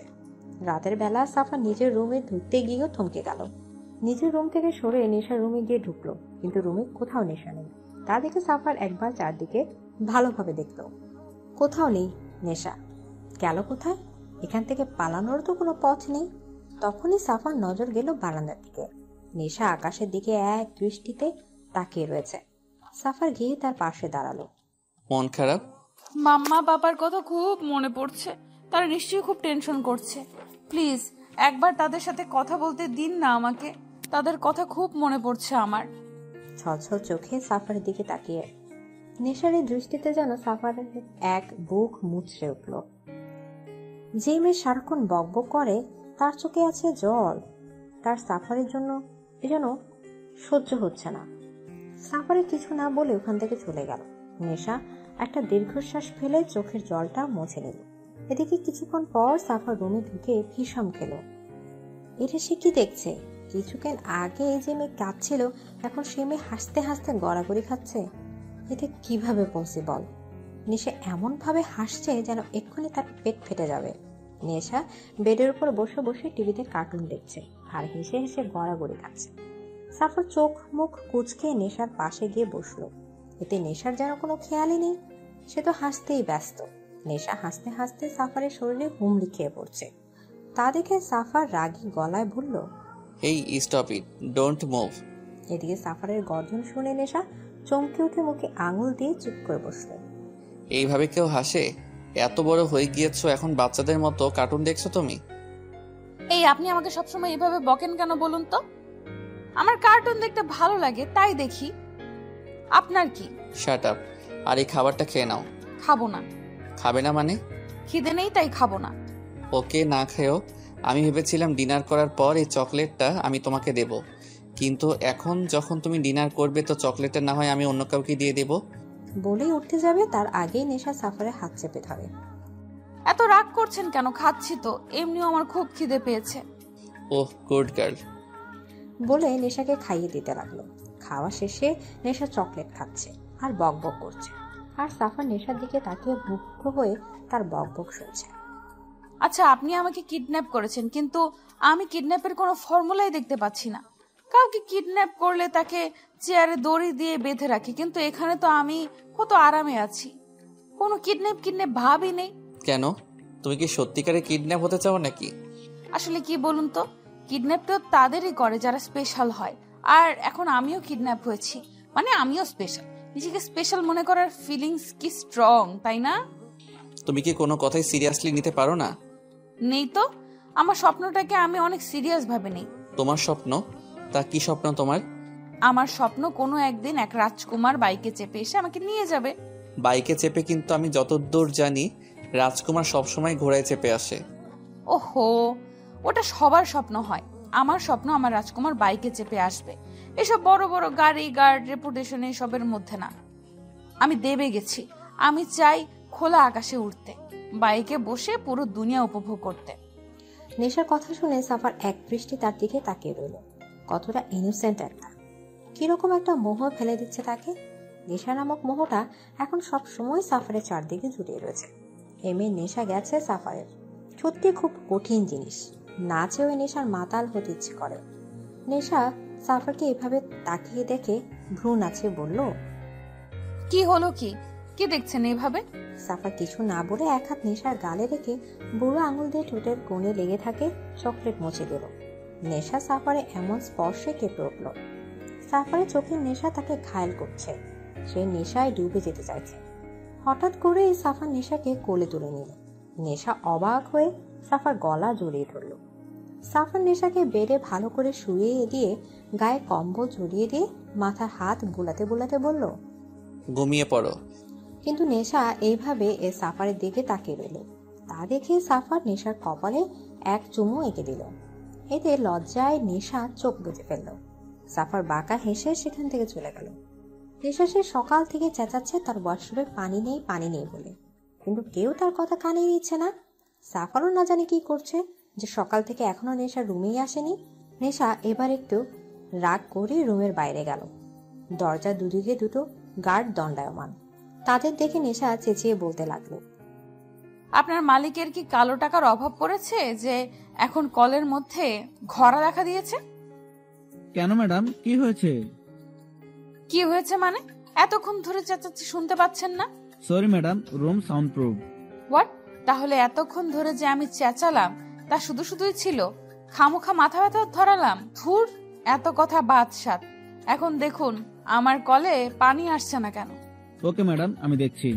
একটা গার্ড চলে গেল। নেশা রুমে ঢোকার সময় পাশের রুমের দরজা খোলা দেখলো, ভেতরেও কেউ নেই মনে হচ্ছে। এই সুযোগে নেশা নিজের কাপড় নিয়ে পাশের রুমে চলে গেল। রুমে কেউ নেই। নেশা একটা স্বস্তির নিঃশ্বাস ফেলে ওয়াশরুমে ঢুকে পড়ল। দরজা নক করে সামনে তাকাতেই নেশার চোখ চড়ক গাছ। সামনে একজন দানব খালি গায়ে একটা প্যান্ট পরা অবস্থায় শাওয়ারে ভিজছে। সাফারের ভেজা খালি বুক দেখে নেশা স্তব্ধ। সাফারও কিছু অবাক হলো নেশাকে তার ওয়াশরুমে দেখে। ওয়াশরুমে ঢুকলে যে দরজায় লক করতে হয়, দরজা লক্ষ্য করে দিতে হয়, সেই ম্যানারও কি আপনার জানা নেই?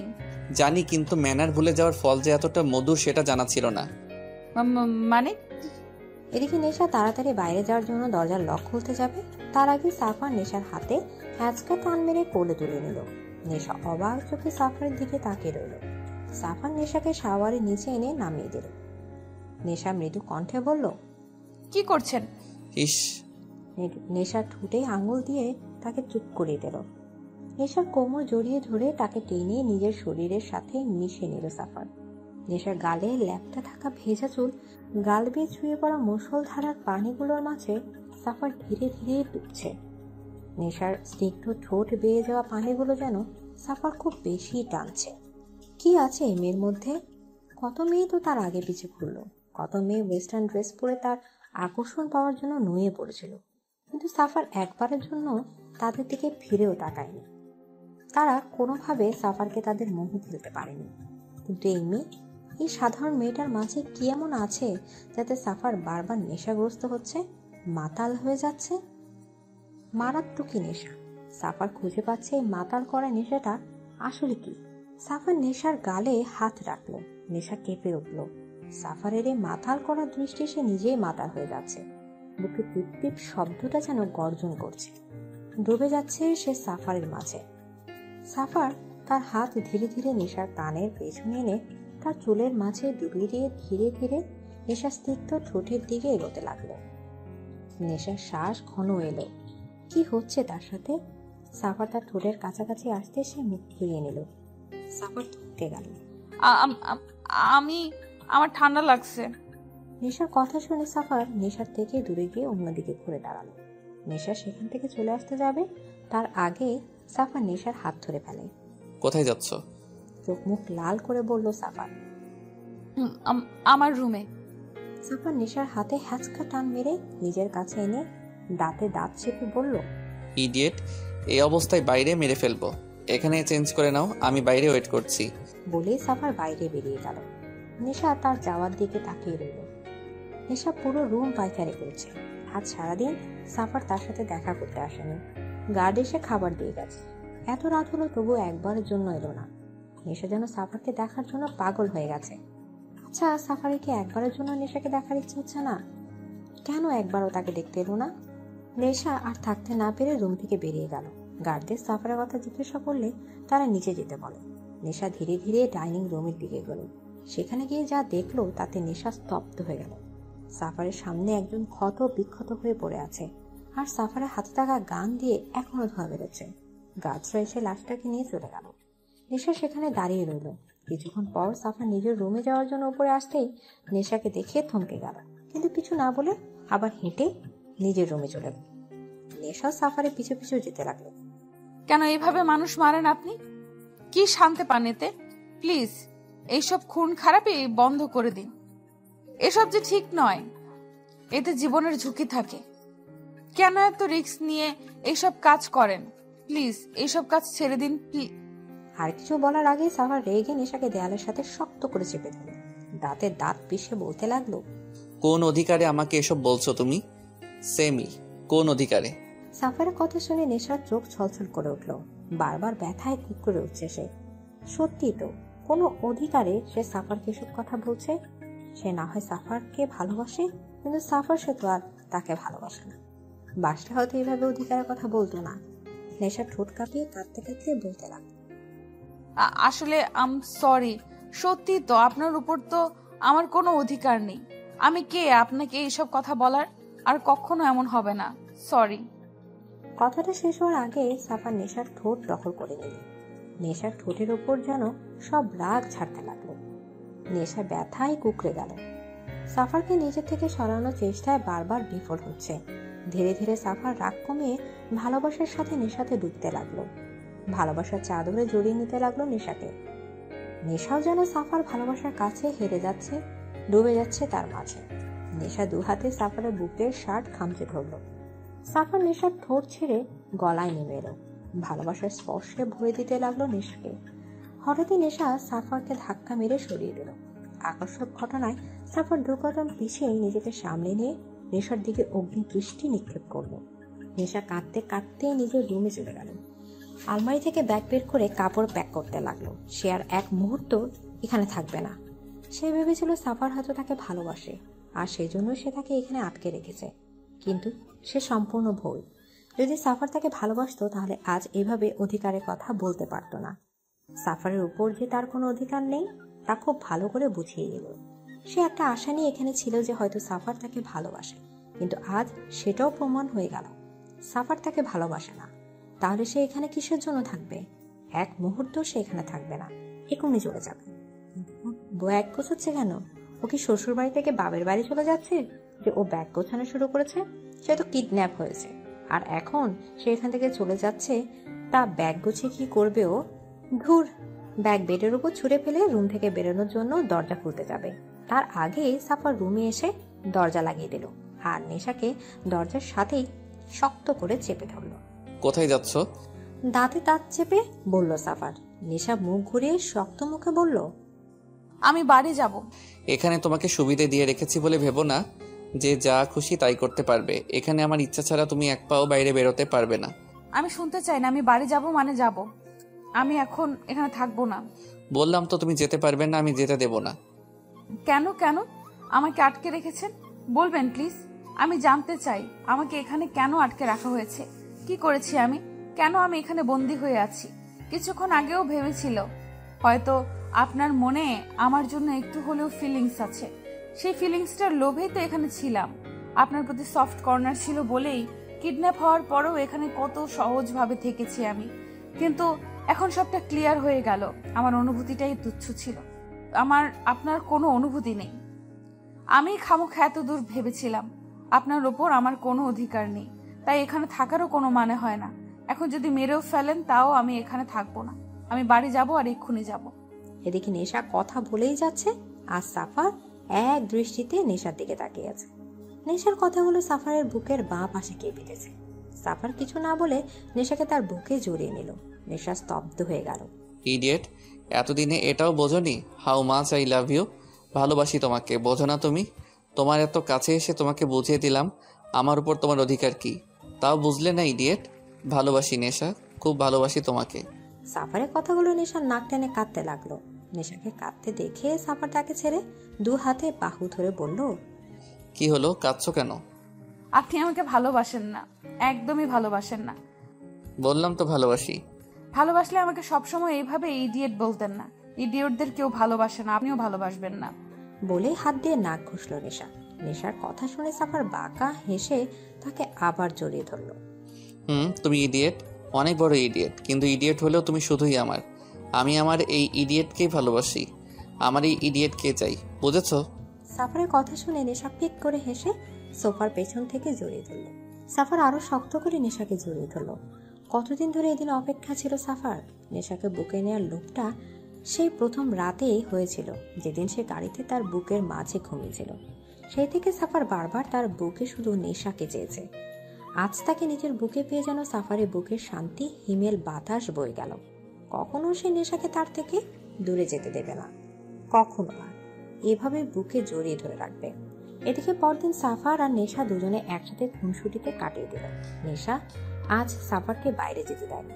সারাদিন বকব করে সাফারের কান পাকিয়ে ফেলেছে। মাঝে মাঝে সাফার ধমক দিয়ে তাকে থামিয়ে দিলেও তা শুধু ক্ষণিকের জন্য, কিছুক্ষণ পর আবার শুরু হয়ে যায়। রাতে সাফার খাবার আনতে বাইরে যায়। খাবার নিয়ে রুমে আসতে সাফার থ হয়ে দাঁড়িয়ে আছে। নেশা একটা লাল ব্লাউজ আর পেটিকোট পরে সেই লাল শাড়িটা নিজের শরীরে শুধু প্যাঁচাচ্ছে। সাফারকে দেখে নেশা শাড়ি নিজের শরীর থেকে নিল।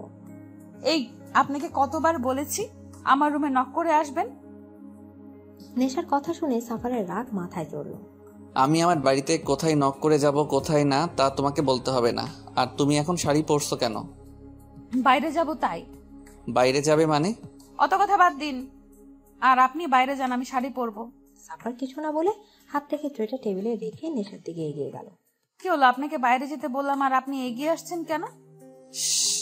নেশার ঠোঁটে আঙুল রেখে তাকে চুপ করিয়ে দিয়ে তার হাত থেকে আঁচল টেনে নিল।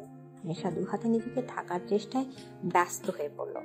সাফা সেদিকে কোনো খেয়াল না করে নেশাকে শাড়ি পরাতে লাগলো। শাড়ি পরানোর সময় অনেকবার সাফারের হাত নেশার শরীর ছুঁয়ে যাচ্ছে, যাতে নেশা বারবার কেঁপে উঠছে।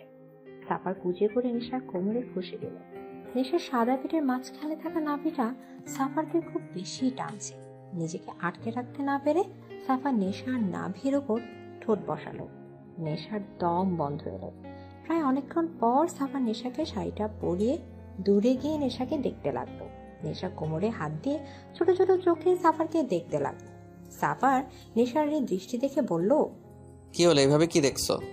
এদিকে নেশা সাফারের কথা শুনে তার দিকে তেড়ে গেল। এই সত্যি করে বলুন, এর আগে কয়টা মেয়েকে আপনি শাড়ি পরিয়েছেন? মানে কি? মানে কি মানে? আপনি এত সুন্দর করে শাড়ি পরানো কোথা থেকে শিখলেন? নিশ্চয়ই এর আগে কোনো মেয়েকে এভাবে শাড়ি পরিয়েছেন। আমি কোনো মেয়েকে কেন শাড়ি পরাতে যাব? যে কারণে আমাকে পরালেন। তোমার সাথে অন্য কারো তুলনা তুমি কেন করছো? করতে হচ্ছে। আপনি বলুন, আপনি সুন্দর করে শাড়ি পরানো কোথায় শিখলেন? আমি জানতাম তুমি শাড়ি পরতে পারো না, তাই শাড়িটা যখন তুমি পরবে তখন যে তোমাকে হেল্প করতে হবে তা আমি খুব ভালো করেই জানতাম, তাই ইন্টারনেটে আগে থেকে শিখে রেখেছি। সত্যি তো? ও সরি। সাফার এবার রাগী চোখে নেশার দিকে তাকালো। এই প্রথম ও কাউকে কৈফিয়ত দিল, আর প্রথমবার কাউকে ভয়ও পেল। সাফার নেশা রাস্তার ধার ঘেঁষে হাঁটছে। সাফার বারণ করার পরও নেশা কোনো বাধা মানে। তার নাকি ঘরের মধ্যে বসে থাকতে থাকতে দম বন্ধ হয়ে আসছে। সে আজ বাইরে পরিবেশ অনুভব করবে, তাই না চাওয়া সত্ত্বেও সাফারকে নেশাকে সাথে নিয়ে বেরোতে হলো। নেশা আইসক্রিম খাচ্ছে আর বকবক করছে। সাফার চুপচাপ তার কথা শুনছে। নেশার বকবকানে গুলোই ও নেশায় পড়ে গেছে সাফার। সে খুব ভালো করে বুঝে গেছে নেশা ছাড়া সে আর কিচ্ছু না। নেশাই তার সবকিছু। নেশাকে ছাড়া সে এক মুহূর্ত থাকতে পারবে না। নেশার নিঃশ্বাসের শব্দ না শুনতে তার শ্বাস নেওয়া কঠিন হয়ে পড়ে। মারাত্মকভাবে নেশায় পড়ে গেছে। এই নেশা থেকে বেরোনো সাফারের সাধ্য নেই, আর সে কখনোই নেশা থেকে বেরোতেও চায় না। সাফার নেশার দিকে তাকিয়ে এসবই ভাবছিল। তখন কিছু গার্ড এসে তাদের দুজনকে ঘিরে ধরল। সাফার নেশা অবাক হয়ে সে গাছকে দিকে তাকিয়ে আছে। সাফার তাদের দেখে দাঁতে দাঁত চেপে এক হাতে শক্ত করে নেশার হাত ধরল, যেন ছেড়ে দিলে নেশা তার হাতে হারিয়ে যাবে। তখনই তাদের সামনে এসে দাঁড়ালো সম্রাট। সম্রাটকে দেখে নেশার চোখ জলজল করে উঠল। সাফারের থেকে হাত ছেড়ে দৌড়ে এসে সম্রাটের বুকে ঘুমিয়ে খেয়ে পড়ল। পাপা, পাপা কেমন আছো তুমি? ভালো মা, তুই ভালো আছিস তো? তোর কোনো ক্ষতি হয়নি তো? নো পাপা, আমি ঠিক আছি, আমার কিচ্ছুটি হয়নি। সাফার ফ্যাল ফ্যাল চোখে নেশার দিকে তাকিয়ে আছে। তার মনে কেউ তার বুক থেকে কলেজে ছিঁড়ে নিয়ে চলে গেল। নেশার হারানোর ভয়টা তার সত্যি হতে চলেছে। এমন সময় হঠাৎই পেছন থেকে একটা গার্ডস এসে গান দিয়ে সাফারের মাথায় আঘাত করলো। সাফার মাথায় আঘাত পেয়ে হাঁটু গেড়ে রাস্তায় বসে পড়ল। সাফারকে আঘাত করতে দেখে নেশা বিচলিত হয়ে উঠল। পাপা পাপা, ওনাকে মারছে ওরা, ওনাকে মারতে বারণ করো, উনি কিছু করেনি, বিশ্বাস করো উনি কিচ্ছু করেনি। বলেই নেশা দৌড়ে সাফারের কাছে আসতে চাইলে তার আগে সম্রাট তার হাত ধরে ফেলে। অনেক কিছু করেছে ও তোকে ইউজ করে আমাকে ব্ল্যাকমেল করতে চেয়েছিল, কিন্তু ও জানে না এই সম্রাট নিজের পরিবারের জন্য কি কি করতে পারে। সম্রাটের কথা শুনে নেশা স্তব্ধ হয়ে গেল। কি বলছে সম্রাট? সাফার তাকে ইউজ করেছে? নো পাপা, তোমার কোথাও ভুল হচ্ছে। তুই ওকে চিনিস না, ও পারে না এমন কোনো কাজ নেই। তুই চল আমার সাথে। নেশা টানতে টানতে নিয়ে গেল সম্রাট। নেশা প্রাণহীন দৃষ্টিতে সাফারের দিকে তাকিয়ে আছে। সাফার তাকে ইউজ করেছে কথাটা যেন সে মানতেই পারছে না। অন্যদিকে গার্ড সাফারকে একের পর এক আঘাত করেই যাচ্ছে, কিন্তু সাফারের দৃষ্টি নেশার দিকে। আজ তার ভয় সত্যি হলো। নেশাকে সে হারিয়ে ফেলল। এই হারিয়ে ফেলার ভয়ে তো কাল সম্রাটের গোপন দূতকে মেরেছিল, কিন্তু তবুও সে নেশাকে আটকে রাখতে পারল না। নেশা চলে গেলে সাফার দাঁত মুখ শক্ত করে গার্ডসদের দিকে তাকায়। গার্ডসরা ভয়ে একটু পিছিয়ে যায়। পরের দিন নেশা ভার্সিটি যাওয়ার নামে সাফারে বাড়ি যায়।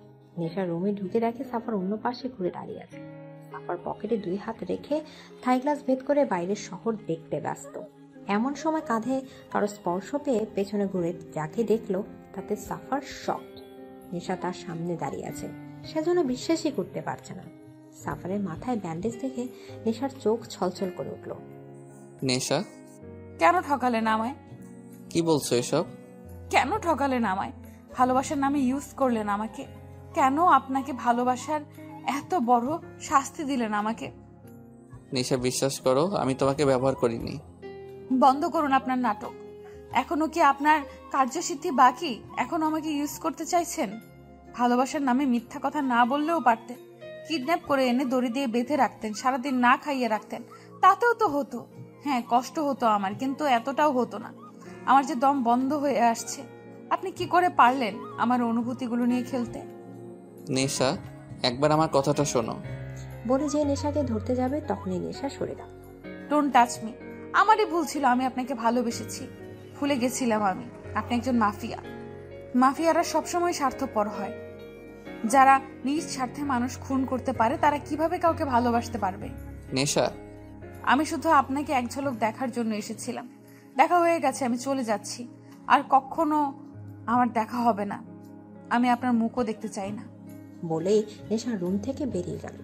নেশা, নেশা, লিসেন টু মি। সাফার পেছন থেকে ডাকার পরও নেশা তার কোনো কথা না শুনে বাড়ি থেকে বেরিয়ে গেল। সাফারের এখন নিজেকে অসহায় মনে হচ্ছে। যেভাবে হোক নেশার রাগ ভাঙাতেই হবে। নেশা তাকে ভুল বুঝেছে, এটা সে কিছুতেই মানতে পারছে না। যে করে হোক নেশাকে বোঝাতে হবে সাফা সত্যি তাকে কতটা ভালোবাসে। নেশা দোটানায় পড়েছে। কি করবে ও? কাকে বিশ্বাস করবে? তার বাবা তাকে কখনোই মিথ্যে বলবে না, সেটা সে খুব ভালো করেই জানে। অন্যদিকে সাফারকেও অবিশ্বাস করতে পারছে না। কোন দিকে যাবে? নেশা সাফারকে ছাড়া থাকতে পারবে না। যতই হোক ভালো তো তাকেই বাসে।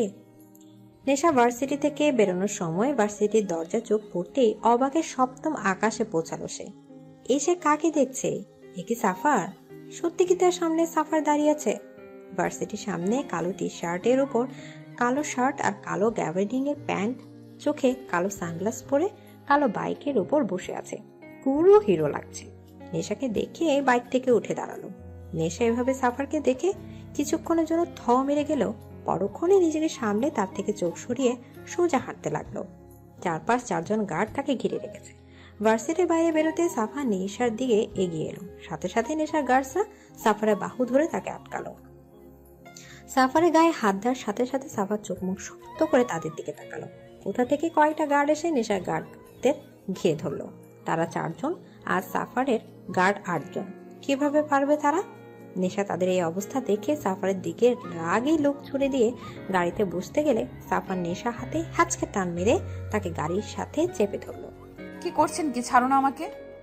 না, ছাড়বো না, তোমাকে আমার কথা শুনতে হবে। আপনার কোনো কথাই শুনবো না আমি, ছাড়ো না আমাকে। Shut up and listen to me idiot. I love you. I love you for ever and ever. কেন বুঝছো না? আমি তোমাকে ইউজ করিনি, ভালোবাসি তোমাকে। সেই প্রথম দিন থেকে তোমাকে ভালোবাসি। তোমার অভ্যাস হয়ে গেছে আমার তোমার উপর বিরক্ত না হলে যে আমার ভালো লাগে না, তোমার বকবক না শুনলে যে আমার ভালো লাগে না। নেশা, তোমাকে যদি আমার ব্যবহার করার হতো তাহলে অনেক দিন আগে সেটা করতাম। যখন জেনেছিলাম তুমি সম্রাট খানের মেয়ে, তখন আমি তোমাকে ইগনোর করতে শুরু করেছিলাম। তোমার থেকে দূরে যেতে চেয়েছিলাম, কিন্তু পারিনি। তোমার থেকে দূরে থাকতে পারিনি। আমি জানি তোমার বাবা কখনোই আমাদের মেনে নেবে না, তাই আমি তোমায় আমার কাছে নিয়ে গিয়েছিলাম। তোমার বাবাকে ব্ল্যাকমেল করার জন্য নয়। যদি এরকমটাই হতো তাহলে আমি নিশ্চয়ই ওনার দুর্বলতার সুযোগ নিতাম, কিন্তু আমি তা করিনি। আমি পিছু সরে এসেছি শুধু তোমার জন্য, তোমাকে ভালোবাসি বলে। প্লিজ আমাকে ভুল বোঝো না নেশা, আমি সত্যিই তোমাকে ভালোবাসি। হয়েছে, আপনার ড্রামা শেষ হয়েছে। আমাকে ইউজ করা এখনো বাকি আছে আপনার, যে এখনো ড্রামা চালিয়েই যাচ্ছেন। দেখুন, যদি আপনার সেরকম কোনো ইন্টেনশন থাকে তো আমাকে আপনি সোজাসুজি বলে দিচ্ছি, আমি আর আপনার এই ফাঁদে পা দিচ্ছি না। আমি অতটাও বোকা নই যে আবার আপনার কথায় চলে আসবো আমি। ছাড়ুন আমাকে। এদিকে বলে ঝটকা মেরে নিজেকে ছাড়িয়ে দিয়ে গাড়িতে বসলো নেশা। আমার গার্ডদের যেতে দিন। নেশা, আমার কথা প্লিজ, আমি কোনো কথা শুনতে চাই না। এবার সাফারের রাগে মাথা ফেটে যাচ্ছে। রাগের মাথায় পা দিয়ে কারে এক এক লাথি মারা শুরু করলো। নেশা প্রত্যেকটা লাথিতে ভয় কেঁপে উঠছে। কাঁচতে ছেড়ে দিলে নেশার গাড়ি চলে যায়, কিন্তু সাফারের রাগ তো কিছুতেই কমছে না। কিছু শেষ করে দেওয়ার ইচ্ছা করছে। রাতে সাফার নিজের রুমে বসে ড্রিঙ্কস করছে। ওই মেয়ের সাহস হলো কি করে আমাকে ইগনোর করার? আমাকে সাফারকে ইগনোর করলো ও? আমাকে বলছে আমি ড্রামা করছি। How dare she! কি যোগ্যতা আছে ওর এই সাফারের ভালোবাসা পাওয়ার? ওর থেকেও হাজারটা ভালো মেয়ে আমার পেছনে ঘুরে। Who is she? ওকে আমাকে ইগনোর করার? এত করে বলার পরেও শুনলো না। ওকে শুনতে হবে না। এই সাফার কারো পরোয়া করে না। ওর মতো তুচ্ছ মেয়ে আমি কেন কষ্ট পাবো? ওর থেকে হাজার গুণে ভালো মেয়ে আমার কাছে আসার জন্য মরে যাচ্ছে। আমি কিনা তাকে মানানোর জন্য গেলাম। This is too much. আর কখনো ওই মেয়ের কথা ভাববো না আমি। চলে গিয়েছে তো কি হয়েছে? এই সাফারে কারো পরোয়া করে না। আর কখনো যাব না ওর কাছে, কখনো। ইডিয়েট একটা। পরের দিন বিকেলে নেশার বাড়ির সামনে সাফার বাইক নিয়ে দাঁড়িয়ে আছে। নেশা আজ ভার্সিটি যায়নি, যার কারণে তাকে বাড়িতে আসতে হলো। সে কখন থেকে বসে আছে সাফার, কিন্তু নেশার টিকিটেরও দেখা মিলছে না। ও এক দৃষ্টিতে নেশার রুমের বারান্দার দিকে তাকিয়ে আছে। এমন সময় নেশা 2 হাত উপরে করে হামি নিতে নিতে বারান্দা এলো। নেশাকে দেখে সাফার অটোমেটিক দাঁড়িয়ে পড়ল। বুকের ভেতর থকথক আওয়াজ শুরু হলো। একটা pink colour ladies T shirt আর পায়জামা পরা চুলগুলো এলোমেলো ঘুম ঘুম চোখে ছোট বাচ্চাদের মতো বারান্দায় এসে দাঁড়ানো। নেশার এই কিউটনেস যে সাফারকে ঘায়াল করছে সেদিকে তার খেয়ালই নেই। নেশা বারান্দার রেলিং এ হাত রেখে চারদিক দেখতে দেখতে হঠাৎই সাফারের দিকে চোখ গেল। সাফারকে দেখে নেশা ভূত দেখার মতো চমকে উঠে দূর দূর করে সোজা রুমে চলে যায়। এসে কাকে দেখলো? স্বপ্ন দেখছে না তো? সাফার তাদের বাড়ির সামনে। ও গড! একবার যদি তাকে নেশার বাবা দেখে ফেলে, লঙ্কা কাণ্ড বেঁধে যাবে। এখন সে কি করবে? এক হাত কোমরে আর হাতের আঙ্গুল দাঁত দিয়ে কামড়ে ধরে রুমের মধ্যে পায়চারি করছে নেশা। চিন্তায় সে মরে যাচ্ছে। এদিকে সাফার বিরক্তির চরম পর্যায়ে পৌঁছে গেছে। সাচে ইডিয়েট গার্ল। এইভাবে ভেতরে যাওয়ার কি মানে? একটু যে মন ভরে দেখবো তাতেও এই মেয়েটার প্রবলেম। একে নিয়ে যে কি করব? সাফার পকেট থেকে ফোন বের করে নেশাকে ফোন দিল। নেশা পায়চারি করছিল, এমন সময় ফোন বেজে ওঠে। সাথে সাথে নেশা চমকে ওঠে। উফ! এই ফোনটাও এখন নেশাকে ভয় দেখানো শুরু করলো। ফোন হাতে নিয়ে দেখে আননোন নাম্বার। নেশা প্রচন্ড বিরক্তির সাথে ফোন রিসিভ করলো। ফোন কানে দেওয়ার সাথে সাথে বকুনির বর্ষণ বয়ে এলো কানে। এই মেয়ে, তোমার প্রবলেম কি? ভেতরে চলে গেলে কেন? ইডিয়েট মেয়ে একটা। ভেতরে চলে গিয়ে কি বোঝাতে চাইছো? যে তুমি খুব ইন্টেলিজেন্ট আর আমি অ্যাজ এ ফুল এখানে দাঁড়িয়ে আছি তোমাকে দেখার জন্য? চুপচাপ কোনো কথা না বলে এক্ষুনি বারান্দায় এসো। নেশা বকুনিকে কোনো কথা না বলে বাধ্য মেয়ের মতো বারান্দায় চলে গেল। এখন চুপচাপ ওখানে দাঁড়িয়ে থাকো। নেশা বোকার মতো দাঁড়িয়ে রইল। আর সাফার তার নেশাকে মন ভরে দেখতে লাগলো। এই পিচ্চিটা কি না এখন তার নেশা? ভাবা যায় যে সাফার কখনো কারোর তোয়াক্কা করতো না, আর সেই কিনা এই একটা পিচ্চির জন্য এখানে দাঁড়িয়ে আছে। এটা নিশ্চিত একটা হাস্যকর ব্যাপার, কিন্তু সাফারের কাছে এই ব্যাপারটা কেন জানি ভালোই লাগছে। ভালোবাসার একটা নতুন এক্সপেরিয়েন্স। এতদিন তো চিনিয়ে নিতে জানতো, কিন্তু এখন ভালোবাসতে জানে, আর নেশাই তাকে সেটা শিখিয়েছে। নেশা উপর থেকে সাফারকে দেখছে। কতটা ভালোবাসলে একটা মানুষ নিজের পার্সোনালিটি পাল্টে ফেলতে পারে। ফর্মাল থেকে একেবারে নর্মাল হয়ে গেছে। নেশা জানে সাফার তাকে কতটা ভালোবাসে। সাফারের কালকের বলা কথাগুলো যে পুরোটা সত্যি সেটা নেশা খুব ভালো করেই জানে। তবুও একটু ভাব নিতেই হয়। ভাবা সাফারের মতো একজন যখন তার মতো একটা সাধারণ মেয়েকে ভালোবাসতে, তখন একটু তো ভাব নিতেই হয়, না হলে নিজের স্পেশালিটিটা বোঝা যায় না। নেশা এসব ভাবতে ভাবতে পাশে তাকাতেই দেখে সম্রাটের গাড়ি আসছে। নেশা চোখ বড় বড় করে সাফারের দিকে তাকায়, বারবার ইশারা তাকে চলে যেতে বলছে, কিন্তু সাফারের জন্য সে কোনো খেয়ালই নেই। সে নেশাকে দেখতেই ব্যস্ত। আর থাকতে পেরে নেশা সুযোগ বুঝে রুমে ঢুকে পড়ল। এবার সাফারের ধ্যান ভাঙল, আবার চলে গেল। সাফার সোজা হয়ে দাঁড়াতেই দেখে তার সম্রাট 2 হাত পকেটে দিয়ে দাঁড়ানো। তাকে দেখে সাফার তার সামনে মুখোমুখি দাঁড়ায়। সম্রাট দাঁতে দাঁত চেপে বলল, এখানে কি করছো? আপনার মেয়েকে দেখতে এসেছি। ভুলে যাও তার কথা। ও আমার মেয়ে, আর আমি বেঁচে থাকতে আমার এত বড় সর্বনাশ আমি কখনোই হতে দেব না। ভালোবাসাটাকে সর্বনাশের পদবি কেন দিচ্ছেন? আমি নেশাকে ভালোবাসি। আপনি একদিন আমার থেকে আমার বাবাকে কেড়ে নিয়েছিলেন। সেদিন কিছু করতে পারিনি, কারণ আমি ছোট ছিলাম। এখন আর ছোট নই। এখন আর আপনি নেশাকে আমার থেকে কেড়ে নিতে পারবেন না। সেটা তো সময়ই বলে দেবে। নেশাকে আমি ভালোবাসি, তার জন্য আমি আপনার সাথে আমার লড়াইয়ে আমি পিছু সরে এসেছি, কিন্তু এইবার আর নয়। নেশাকে ভাবার লড়াইয়ে আমি পিছনে আসছি না। নেশা শুধু আমার। I love her and she also love me. নিজের মেয়েকে কি করে দমিয়ে রাখবেন? সম্রাট কিছু না বলে সাফারের দিকে এক দৃষ্টিতে তাকিয়ে রইল। বেশ কিছুক্ষণ পর বলল, চলে যাও এখান থেকে। নেশাকে না নিয়ে ফিরছি না। ওকে, অল দ্য বেস্ট। এ ধীরে বলেই সম্রাট সাফারের পাশ কাটিয়ে বাড়ির ভেতর ঢুকে পড়ল। সবাই ডাইনিং টেবিলে বসে আছে। কুয়াশা নেশাকে খাইয়ে দিচ্ছে, আর নেশা চুপচাপ খাচ্ছে। তার গলা দিয়ে খাবার নামছে না। বাইরে সাফার না খেয়ে দাঁড়িয়ে আছে এক পলক তাকে দেখার জন্য, আর সে এখানে বসে বসে গিলছে। কিছু বলতেও পারছে না তার বাবার জন্য। সে জানে এখন যদি সে না খায় তো তার বাবাও খাবে না, আর তার বাবা না খেলে তার মাও খাবে না। তাই চুপচাপ গিলতে হচ্ছে তাকে। কোনো রকম একটুখানি খেয়ে নেশা বলল, হয়েছে, আর খাবো না। হয়েছে মানে? কিছুই তো খেলি না। আমার পেট ভরে গেছে মা, আর খেতে পারবো না। বলেই আর কাউকে কিছু বলার সুযোগ না দিয়ে সেখান থেকে চলে গেল। সম্রাট কুয়াশা তার যাওয়ার দিকে তাকিয়ে রইল। মেয়েটা দুদিনে কেমন চুপসে গেছে। অন্য দিনে হলে এতক্ষণে কথা বলে তাদের কান পাকিয়ে দিত, একাই পুরো বাড়ি মাতিয়ে রাখত। তো আজ একটা কথাও মুখ ফুটে বলল না। আজ মেয়েটা বাড়িতে থেকেও কেমন যেন বাড়িটা ফাঁকা ফাঁকা লাগছে। সম্রাট হাত ধুয়ে উঠে গেল। কোথায় যাচ্ছেন? নিজের মেয়ের ভবিষ্যৎ ঠিক করতে, বলে বাড়ির বাইরে চলে গেল। কুয়াশা একটা দীর্ঘশ্বাস পেল। সম্রাট এসে সাফারের সামনে দাঁড়ালো। সম্রাটকে দেখেও না দেখার ভান করে বসে রইল সাফার। কেন চলে যাচ্ছ না এখান থেকে? বলেছি তো, নেশাকে ছাড়া আমি কোথাও যাব না। কেন এমন করছো? ভালোবাসি তাই। তুমি যে নেশাকে ভালোবাসো তা আমি কি করে বিশ্বাস করব? তুমি তো সবসময় আমার উপর প্রতিশোধ নিতেই মেতে আছো। কি বলতে পারে, এটাও তোমার একটা চাল নয়? আপনার বিশ্বাস করা আর না করাতে আমার কোনো যায় আসে না। প্রমাণ করতে পারবে তুমি আমার মেয়েকে সত্যিই ভালোবাসো? প্রয়োজন বোধ করি না। তাহলে নেশাকে ভুলে যাও। ইম্পসিবল। চেষ্টা করলে সবই পসিবল। আমি সেই চেষ্টাটা করতে চাই না। আমার মেয়ের জন্য তুমি তোমার কালো দুনিয়ার ক্ষমতা ছাড়তে পারবে? সম্রাটের কথা শুনে সাফার একবার তার দিকে তাকিয়ে আবার অন্যদিকে তাকালো।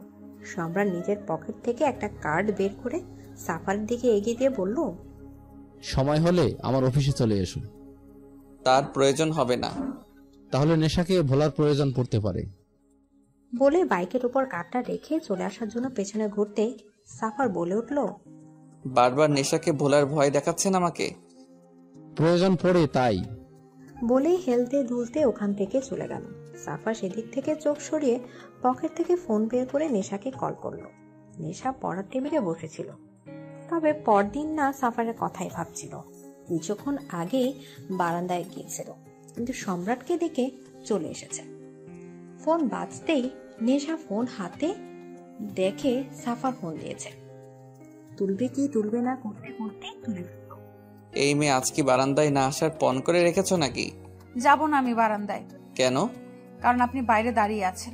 আমি আছি তো কি হয়েছে? আমি আর কখনো আপনার সামনে যাব না। কেন? তোমার জন্য আমি এত কষ্ট করে এসব নর্মাল ড্রেস পরে কার ছেড়ে বাইক নিয়ে এতক্ষণ ধরে রাস্তায় দাঁড়িয়ে আছি, আর তুমি বলছো তুমি আমার সামনে আসবে না? আসলে নাই তো। যে কেউ আমার স্বপ্নের রাজকুমার সেজে এলেই আর সে আমার স্বপ্নের রাজকুমার হয়ে যাবে না। তোমার রাজকুমার হওয়ার ইচ্ছেও আমার নেই। আমি সাফারি, ওকে? আর তোমার জন্য বাইক নিয়ে শুধু এই সাফারি আসবে। অন্য কেউ আসার আগেই আমি তাকে শেষ করে ফেলবো। আর তুমিও অন্য কাউকে এক্সপেক্ট করো না। এখন চুপচাপ বারান্দায় এসো। যাব না। তুমি আসবে নাকি আমি যাব? কোথায়? তোমার রুমে। কিভাবে আসবেন? তুমি খুব ভালো করে জানো এই সাফার কি করতে পারে। তুমি বাইরে আসবে নাকি আমি ভেতরে যাব? তার কোনো প্রয়োজন হবে না, আমি আসছি। নেশা বাধ্য মেয়ের মতো বারান্দায় এসে দাঁড়ালো। এই লোকের কোনো গ্যারান্টি নেই, বলার সাথে সাথে রুমে চলে আসতে পারে, কিন্তু নেশা একদমই এই রিস্ক নিতে চায় না। নেশা, তোমার আজ খুব সুন্দর লাগছে। কথাটা শোনার সাথে সাথে নেশার বুক ধক করে উঠল। সাফার এক দৃষ্টিতে তার দিকে তাকিয়ে আছে। নেশা কোনো রকম কাপা গলায় বলল, চলে যান প্লিজ। এই দূরত্বটা সহ্য হচ্ছে না নেশা, তোমার অভ্যাস হয়ে গেছে আমার। নেশা চুপ করে সাফারের কথা শুনছে। খুব তাড়াতাড়ি তোমায় নিজের করে আনবো, আই প্রমিস ইউ। বলে ফোন রেখে দিল সাফার। নেশার থাকতে না পেরে রুমে চলে গেল। তার খুব কান্না পাচ্ছে। সাফারের প্রত্যেকটা কথায় মায়া জড়ানো আছে, যা তাকে সাফারের কাছে ভীষণ ভাবে টানছে। সাফারও চুপচাপ বাইক স্টার্ট দিয়ে সেখান থেকে চলে গেল। কিছুদিন পর সাফার সম্রাটের অফিসে এসে হাজির হলো। রিসেপশনে গিয়ে সম্রাটের কেবিন নাম্বার নিয়ে সেদিকে গেল। সম্রাট নিজের কেবিনে বসেছিল। সিটি ফুটেজে সাফারকে আসতে দেখে বাঁকা হেসে বলল, আমি জানতাম তুমি আসবে সাফার। এবার দেখো এই সম্রাট এখন কি করে। সাফার সম্রাটের কেবিন খুঁজে ভেতরে ঢুকে পড়ে। কারো কেবিনে আসতে হলে নক করে আসতে, আর যারা এটা জানে না তাদের ম্যানারলেস বলা হয়।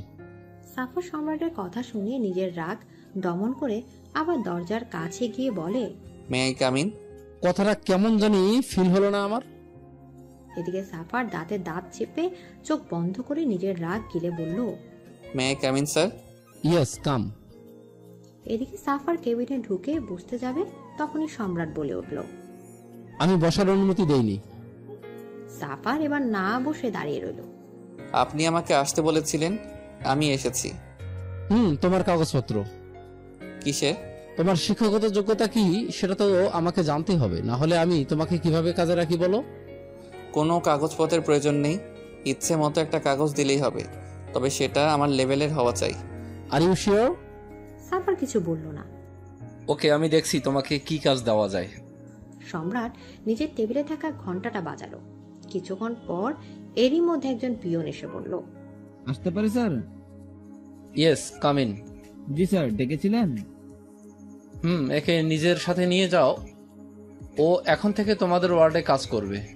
আর হ্যাঁ, ওকে একটা ড্রেসও দিয়ে দিও। হোয়াট, কি বলছেন এসব? আমি ওদের ওয়ার্ডে কাজ করব মানে? হ্যাঁ, আমার মতে তোমার শিক্ষাগত যোগ্যতা অনুযায়ী তোমাকে কাজ দিচ্ছি, অ্যান্ড একদম তোমার লেভেলের। সাফার রেগে দুহাত টেবিল রেখে বলল, what do you mean Mr Samrat? I mean to say, আজ থেকে তুমি একজন পিয়ন। অনেকদিন ধরে সাফার সম্রাটের অফিসে পিয়নের কাজ করে। একই তো সে এসব কাজ অভ্যস্ত নয়, তার উপর আবার তার নিজের রাগের উপর কন্ট্রোল নেই। তাই যখন তার কিছু কাজে ভুল হয় আর কেউ তাকে সেটার জন্য কথা শোনায়, সেদিন এই লোকের দিন খুব খারাপ। কারণ সাফার হয় তার নাক ফাটা, না হয় তার মাথা ফাটা। কি আর করা, একজন মাফিয়া যখন ভালো মানুষের জগতে, তখন এমনটা হওয়া স্বাভাবিক। সম্রাট সাফারের এসব ব্যবহারে তার সামনে স্ট্রিক্ট থাকলেও নিজের কেবিনে এসে একা ঠিকই হেসে কুপকাত হয়। কারণ একটা সময় ছিল যখন সে নিজেও বারবার এই ঘটনার সম্মুখীন হয়েছে। আজ সে আর একজনকে দেখছে ঠিক তারই মতো। হঠাৎ একদিন সম্রাট সাফারকে নিজের কেবিনে ডেকে পায়। সাফার এলে তার সামনে টেবিলে একটা কার্ড ছুঁড়ে মারে। সাফার কার্ডটা হাতে নিয়ে বলে, হোয়াট ইজ দিস? বিয়ের কার্ড। বিয়ের কার্ড? কার? নেশার। হোয়াট, কি বলছেন কি আপনি? নেশার বিয়ে মানে? নেশার বিয়ে মানে নেশার বিয়ে, এতে না বোঝার মতো কি আছে? আর ছেলে আমার ভীষণ পছন্দের, তাই দেরি না করে বিয়ের ডেট ফিক্স করে দিয়েছে। বিয়ের দিন চলে এসো। আপনি মজা করছেন আমার সাথে? আমি নেশার জন্য এখানে পড়ে আছি আর আপনি বলছেন নেশার বিয়ে, আবার সেই বিয়েতে আমাকে ইনভাইটও করছেন। কেন ইনভাইট করা উচিত হয়নি বুঝি? তবে আমার তো মনে সেই বিয়েতে তোমার থাকাটা খুব দরকার। ইনফ্যাক্ট চিফ গেস্ট হয়ে থাকা দরকার তোমার। বন্ধ করুন আপনার এসব মজা। আমি এতদিন এত সব কিছু সহ্য করছি শুধুমাত্র নেশাকে পাওয়ার জন্য। ওয়েট ওয়েট ওয়েট, কি বললে তুমি? তুমি আর সহ্য করছো? একটা কথা তোমাকে ক্লিয়ার করে দেই, তুমি কিছু সহ্য করনি, বরং আমি তোমাকে সহ্য করেছি। ওকে? আর এখন আমার সহ্যের সীমা ছাড়িয়ে গেছো। সো আমি তোমার উপর কিছুতেই ডিপেন্ড করতে পারি না। তাই তুমি এখন থেকে অফিসে না আসলেই খুশি হব। আর হ্যাঁ, বিয়েতে অবশ্যই মনে করে চলে আসবে। Best of luck. বলে সম্রাট বেরিয়ে যেতে লাগলো। আর সাফার পেছন থেকে চেঁচিয়ে বলল, আপনি যাই করুন না কেন, নেশা শুধু আমার, আর আমি তাকে অন্য কারো হতে দেব না। এর জন্য আমার যা করা উচিত আমি তাই করব। আর পছন্দ করা ছেলেকেও আমি শেষ করে দেব। কেউ নেশার দিকে চোখ তুলে তাকানোর সাহসও পাবে না। She is only mine, got it? সম্রাট সাফারের কথা শুনে একটু থেমে বাঁকা হেসে ওখান থেকে চলে গেল। সাফারের রাগে মাথা ফেটে যাচ্ছে, সবকিছু শেষ করে দেওয়ার ইচ্ছে হচ্ছে। হাতে থাকা কার্ডটা ছেঁড়ার প্রস্তুতি নিতেই মনে হলো, আগে দেখি তো নিক যে কোন ইডিয়েট তার কাছে তার নেশাকে কাটতে চাইছে। সাফার খাম থেকে কার্ড বের করে মাথা ঘুরতে লাগলো। সে স্বপ্ন দেখছে না তো, এ তো নেশার পাশে তারই ছবি, তারই নাম। তার মানে সম্রাট তার সাথে নেশার বিয়ে। সাফার বাম হাতে মাথার পেছনে চুলকাতে চুলকাতে ভাবছে, এই শ্বশুর নামক প্যারাটা তো তাকে নাকানি চুবানি খাইয়ে ছাড়লো। আজ সাফার আর নেশার বিয়ে সম্পন্ন। বিদায়ের সময় নেশা তার মাকে জড়িয়ে ধরে অনেক কেঁদেছে। কুয়াশা তার চোখের জল মুছিয়ে দিয়ে বাইরে নিয়ে এলো। কুয়াশা নিজেই ভেতর থেকে ভেঙে পড়ে, কিন্তু মেয়ে সেটা সে প্রকাশ করতে চায় না। নেশা গিয়ে তার বাবাকে জড়িয়ে ধরলো। সম্রাট এক হাতে তার মেয়েকে জড়িয়ে ধরে সাফারকে উদ্দেশ্য করে বলল, মনে করো না আমাদের লড়াই এখানেই শেষ, এখন তো শুধু শুরু। এই লড়াই সারা জীবন চলবে আমাদের মাঝে। তার কথা শুনে কুয়াশা নেশা দুজনে অবাক হয়ে তাদের দিকে তাকালো। সাফার শান্ত দৃষ্টিতে সম্রাটের দিকে তাকিয়ে রইল। সে জানে সম্রাট কোনো লড়াইয়ের কথা বলছে। যখন আপনার মেয়েকে পাওয়ার লড়াইয়ে আমি জিতেছি, তাকে ভালোবাসার লড়াইয়েও আমি জিতবো। All the best my son in law. Thanks. এই কথাটা কেমন জানি ফিল হলো না আমার। থ্যাঙ্কস বাবা। সম্রাট সাফারকেও জড়িয়ে ধরল। আজ সম্রাটের চোখের কোণে জল জমেছে, সেটুকু সবার আড়ালে মুছে নিয়ে নেশাকে গাড়িতে উঠিয়ে দিল। সাফারও উঠে বসলো। গাড়ি তার আপন মনে চলতে লাগলো। সম্রাট কুয়াশা দাঁড়িয়ে তার মেয়ের যাওয়া দেখতে লাগলো। আসলে সময় কত তাড়াতাড়ি বয়, তাই না? আমাদের সেই ছোট্ট নেশাটাকে আজ আমরা বিদায় দিয়ে দিলাম। ও সুখে থাকবে তো? বলে কুয়াশা নিজের চোখে জল মুছল। সম্রাট এক হাতে কুয়াশাকে জড়িয়ে ধরে বলল, আমি সাফারের চোখে সেই ভালোবাসাটা যা এক সময় তোমার জন্য আমার মনে ছিল। আমি আমার মেয়ের জন্য কখনো ভুল সিদ্ধান্ত নিতে পারি না। আমি নিশ্চিত সাফার তাকে নিশ্চয়ই সুখে রাখবে, হয়তো আমাদের থেকেও বেশি। এদিকে সাফার নেশাকে কোলে নিয়ে রুমে ঢুকলো। গাড়িতে কাঁদতে কাঁদতে প্রায় ক্লান্ত হয়ে গেছে মেয়েটা। নেশাকে বেডের উপর শুইয়ে তার উপর একটু ঝুঁকে বসলো। আজ আমার অপেক্ষার শেষ হলো। আজ আমি তোমার একদম নিজের করে পেলাম। তবে জানো তো, আমি তোমাকে নিজের করে পাওয়ার জন্য কখনো বিয়ের কথা ভাবিনি। যদি এই জিনিস আগে আমার মাথায় আসতো, তবে অনেক আগেই তোমাকে বিয়ে করে ফেলতাম। তখন দেখার এই প্যারা, মানে বাবা আমাকে কি করে না মেনে থাকতো। নেশার দিকে তাকিয়ে সাফার উঠে গেল। তার বাবাকে প্যারা বলার কারণে যে নেশা রেগে গেছে তা ভালো করে বুঝতে পেরেছে সাফার। তাই প্রসঙ্গ পাল্টানোর জন্য বলল, নেশা তুমি ফ্রেশ হয়ে নাও, এই ভারী সাজে আর কতক্ষণ থাকবে? কেন, আমাকে কি এই সাজে ভালো লাগছে না বুঝি? নেশার কথা শুনে সাফার নেশার একদম কাছে গিয়ে বলল, তুমি যদি পেতনির সাজেও থাকো তাহলেও আমি তোমার নেশাতে ডুবে থাকবো, যেমনটা এখন আছি। নেশা সাফারের কথা শুনে কিছুক্ষণ চুপ থেকে রেগে সাফারের বুকে মারতে মারতে বলল, ইউ, আপনি আমাকে পেতনি বললেন? সাফার হাসতে হাসতে নেশার হাত দুটো টেনে বেডে শুয়ে দিয়ে তার উপর আধশোয়া হয়ে বলল, তুমি পেতনি হলেও শুধুই আমার, বুঝেছ? বলে নেশার নাকে নাক ঘষল সাফার। তার কথা শুনে নেশার লজ্জায় যায় যায় অবস্থা। নেশার লজ্জা মাখা মুখ থেকে সাফারের সবকিছু এলোমেলো হয়ে গেল। তার আর কোনো দিকে খেয়াল নেই। সে শুধু এখন নেশাতেই ডুবতে আর নেশায় মেতে আছে। ওরা ভালোবাসার নেশায় মেতে থাকুক।